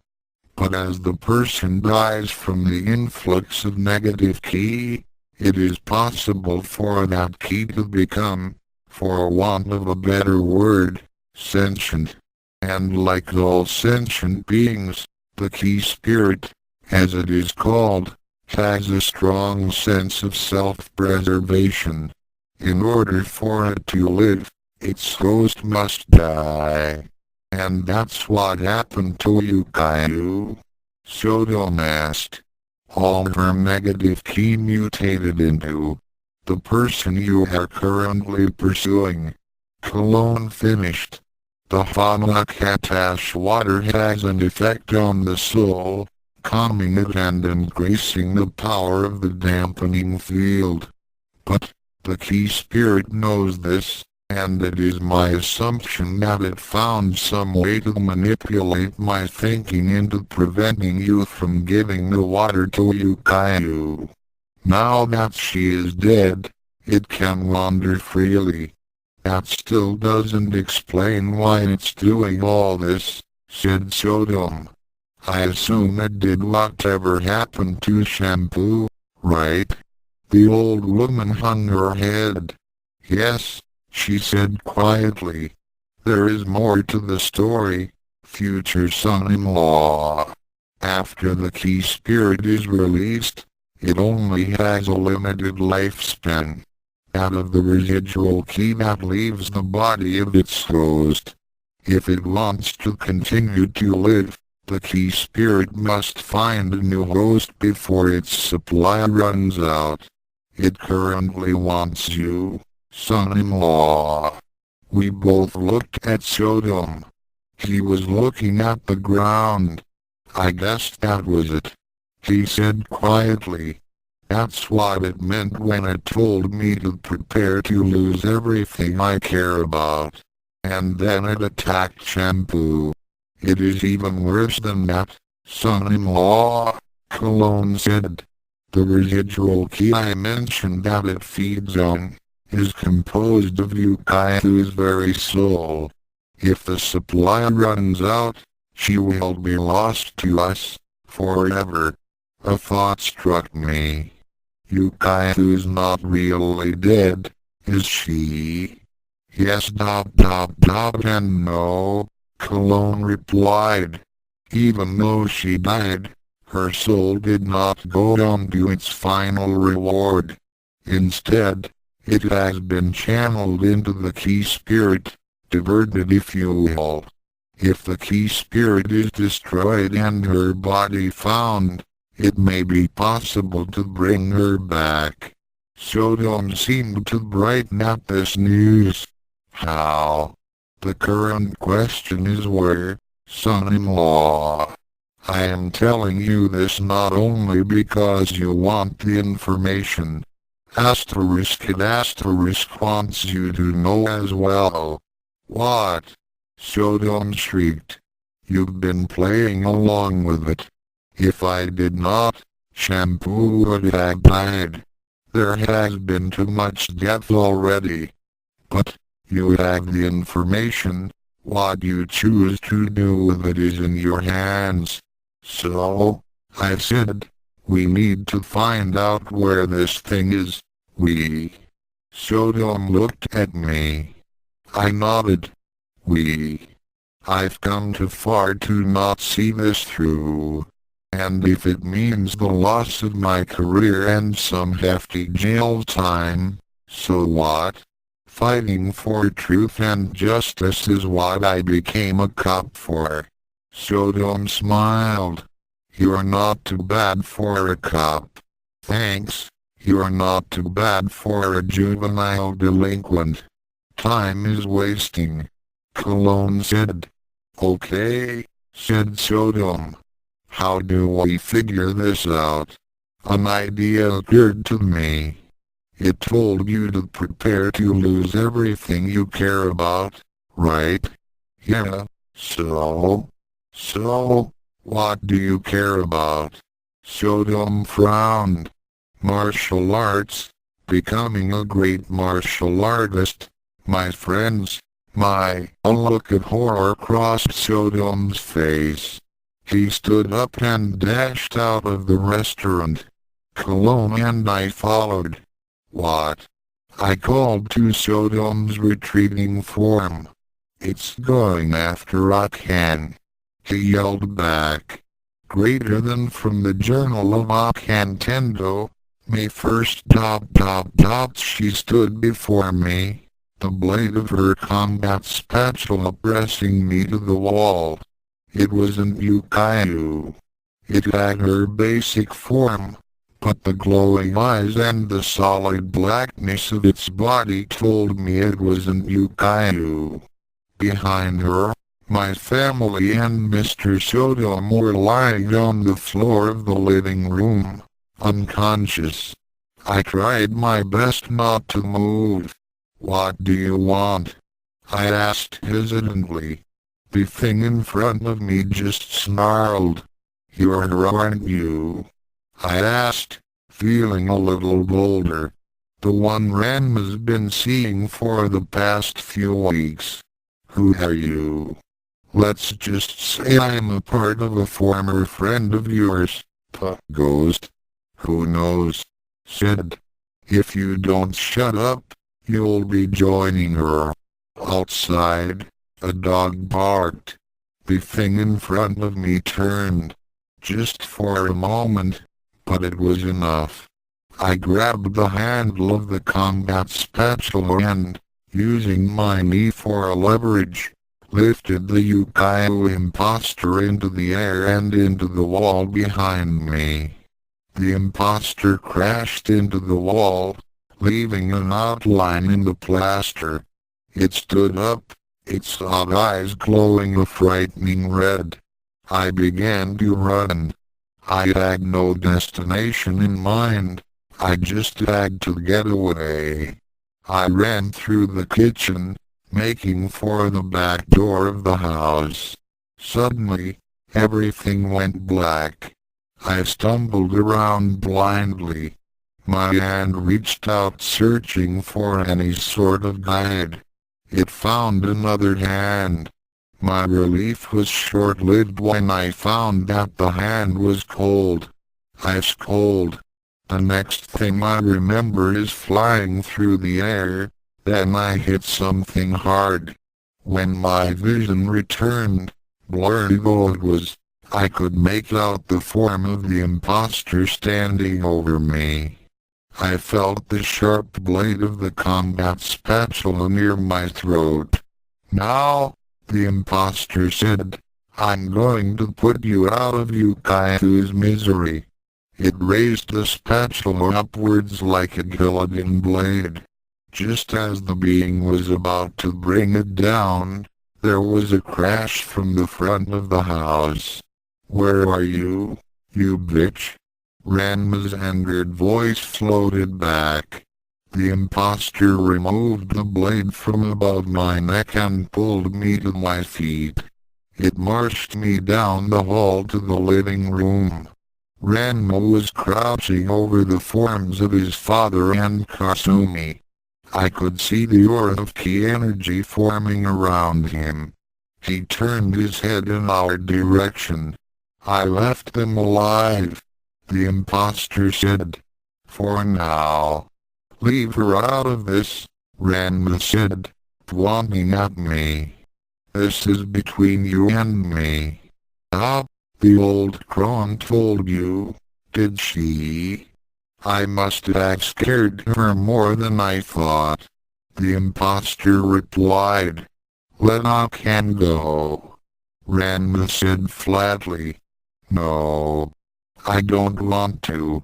Suddenly there was a shot. Some ceiling plaster fell. We turned our attention to Reiko, who had appeared with cologne. Reiko had her pistol out and pointed at the imposter. Let Ukyou go, she said coldly. Cologne stared at the little shadow holding me.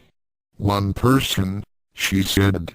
That's all you are allowed to have at any one time. You know you must do battle with Ranma to take him. He is here and ready to fight, so Ukyou is useless to you. The shadow being looked at Cologne, then shoved me towards Reiko. Put your pistol away, Sergeant, Cologne continued. This is between them. Reiko looked at the old woman, then complied. What's going on? I asked as they drew me away from Ranma and the imposter. A battle for Ranma's and Ukyou's souls, Cologne said quietly. The two stood facing each other. The shadow being's eyes glowing red, Ranma being surrounded by a blue aura of ki energy. Neither moved for a moment. Ranma suddenly cut loose with a punch at the shadow ducked easily, rolling across the floor and coming up with a volley of throwing spatulas. Ranma dodged the projectiles, rolling across the floor and out into the hall. The shadow creature followed him. Ranma led it down the hall and out of the house. Reiko, Cologne and I followed. The shadow being was clearly getting the upper hand. It managed to block all of Ranma's punches and kicks. Even the Kachu Tenshin Amagura had no effect on the being. You're sloppy, Sodom, the creature said, amused. What are you thinking about? How easily I killed Ukyou. How I hurt Shampoo. Or maybe just how I nearly killed the only one of your fiancés you really do love. I felt a jolt go through me. Ranma loved me. Really loved me. How did that thing know? Or was it just to get a rise out of Ranma? I looked at Ranma and saw tears forming in his eyes. Was it true then? Did Ranma really love me? Whether he did or not, it was enough of a distraction for the shadow to smack him a good hit across the face. Ranma went flying into the pond in the backyard. Our enemy. I cried. I started to run to him, but Cologne held me back with her staff, shaking her head. Ranma, now in her girl form, crawled out. She lay panting on the side of the pond. For some reason this fight was taking a lot out of her. The shadows stood over her. I thought to get by the old woman, but she held me in place with her staff. I could see Ranma was bleeding from a gash across her cheek. She appeared to be in pain. But Ranma never reacted to a cut like that before. It has begun, Cologne said to Reiko. The key spirit is beginning to feed on Ranma's soul. Ranma was now fighting to stand up. She had barely gotten to her feet when the key spirit spoke.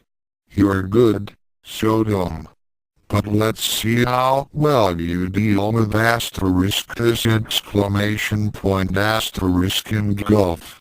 Suddenly, the key spirit expanded in size and surrounded Ranma in a vast black cloud.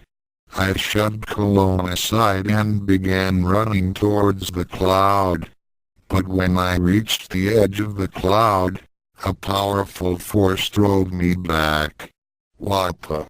You cannot do anything for him," said Cologne. "Ranma must now confront his own personal demons if he is to succeed. We cannot interfere. How can you be so heartless? Don't you care about what happens to him?" I shrieked. The old woman fixed me with cold eyes. "I care very much what happens to him. However, I care more about what will happen if that thing is allowed to win. Do you think it will stop at Ranma? No, it will find another victim and another until it has fed on every man, woman and child on the planet. There will be no stopping it." I turned away, tears streaming down my face to look at the cloud. "Ranma," I whispered. Somewhere in the shadows Ranma wandered through the darkness, stumbling blindly. She couldn't see anything, but she had to keep going. She had to find a way out of this blackness. She became aware of a light off to her left. She began walking in that direction. Soon, she found herself inside the Tendo home. That was odd. Where was everyone? She walked down the hall into the living room. She thought to keep from retching. The entire Tendo family and her father were dead. Ranma had been stuffed full of bamboo, to the point that he had choked to death on it. The fact that he was in human form served only to heighten the grisly scene.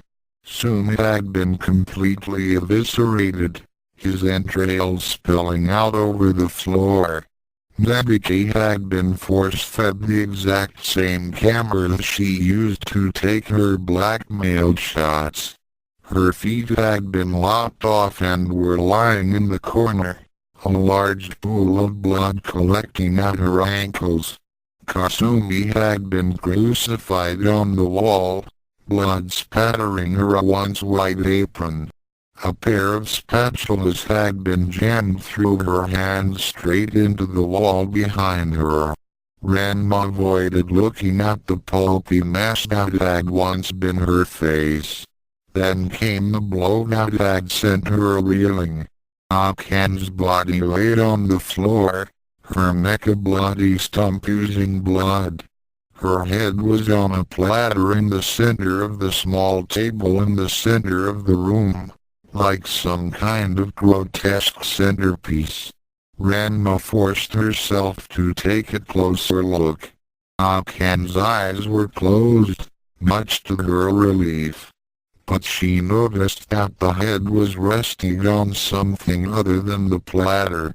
Ranma swallowed painfully and forced herself to remove Akan's head from the table.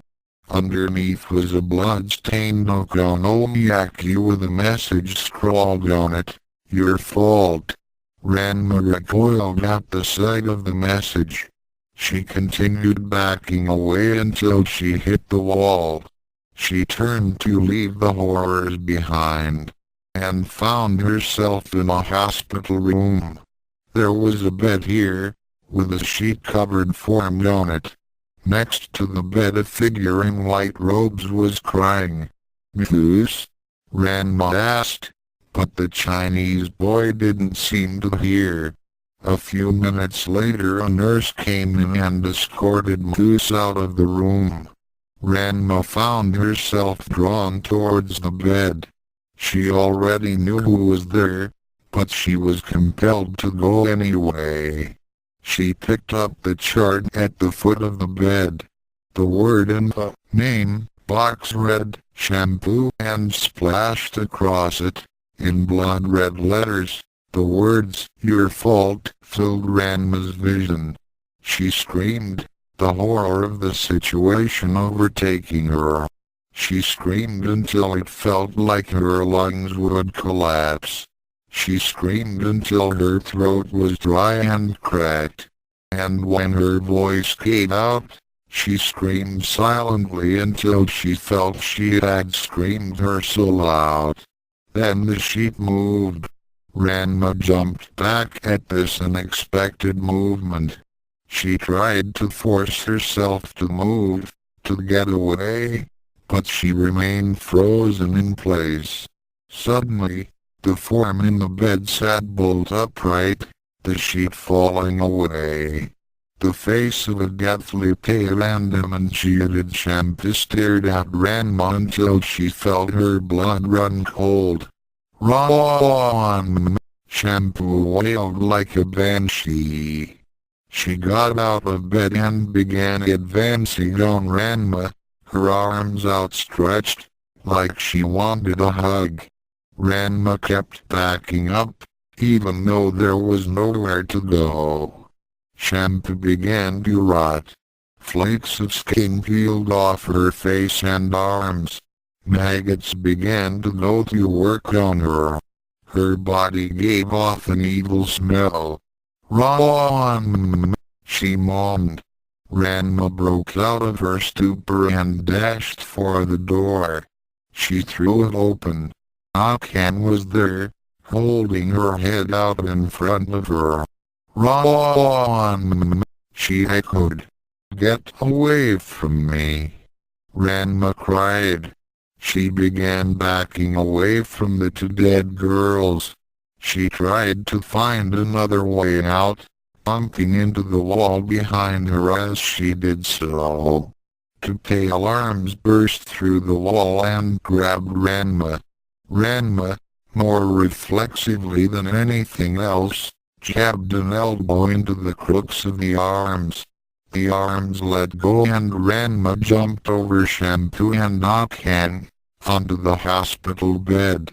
The wall she had been resting against gave way, and Ukyou appeared, her arms also outstretched.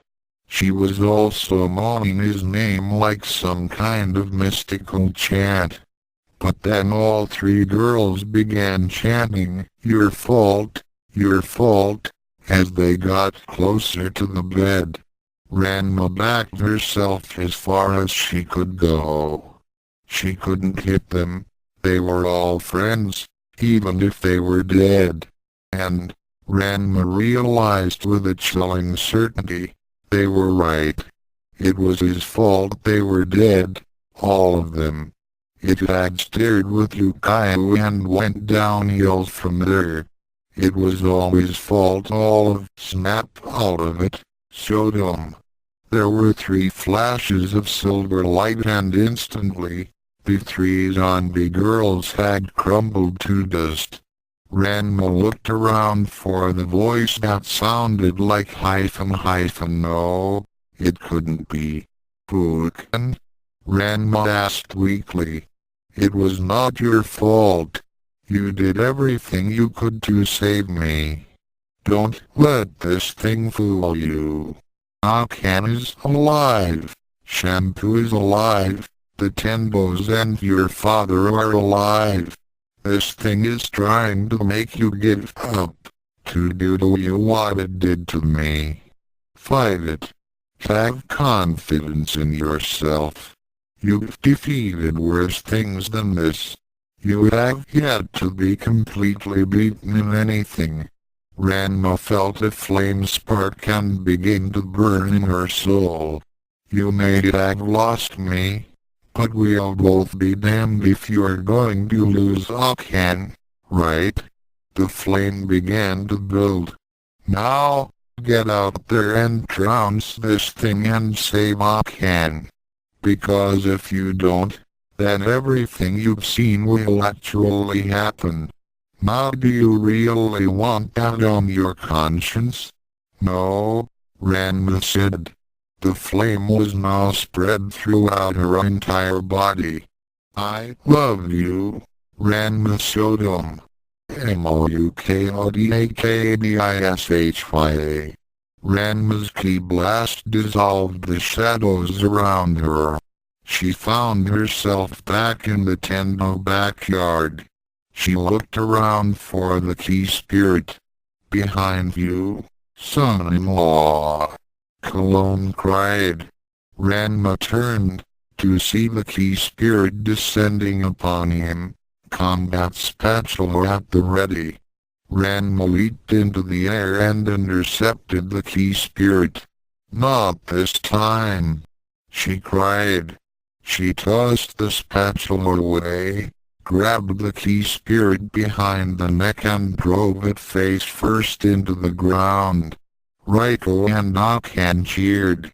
Ranma smiled and winked at them.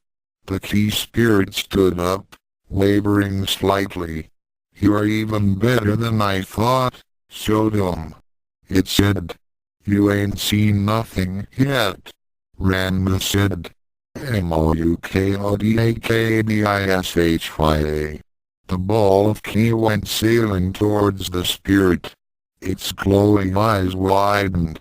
Then it folded upon itself and vanished.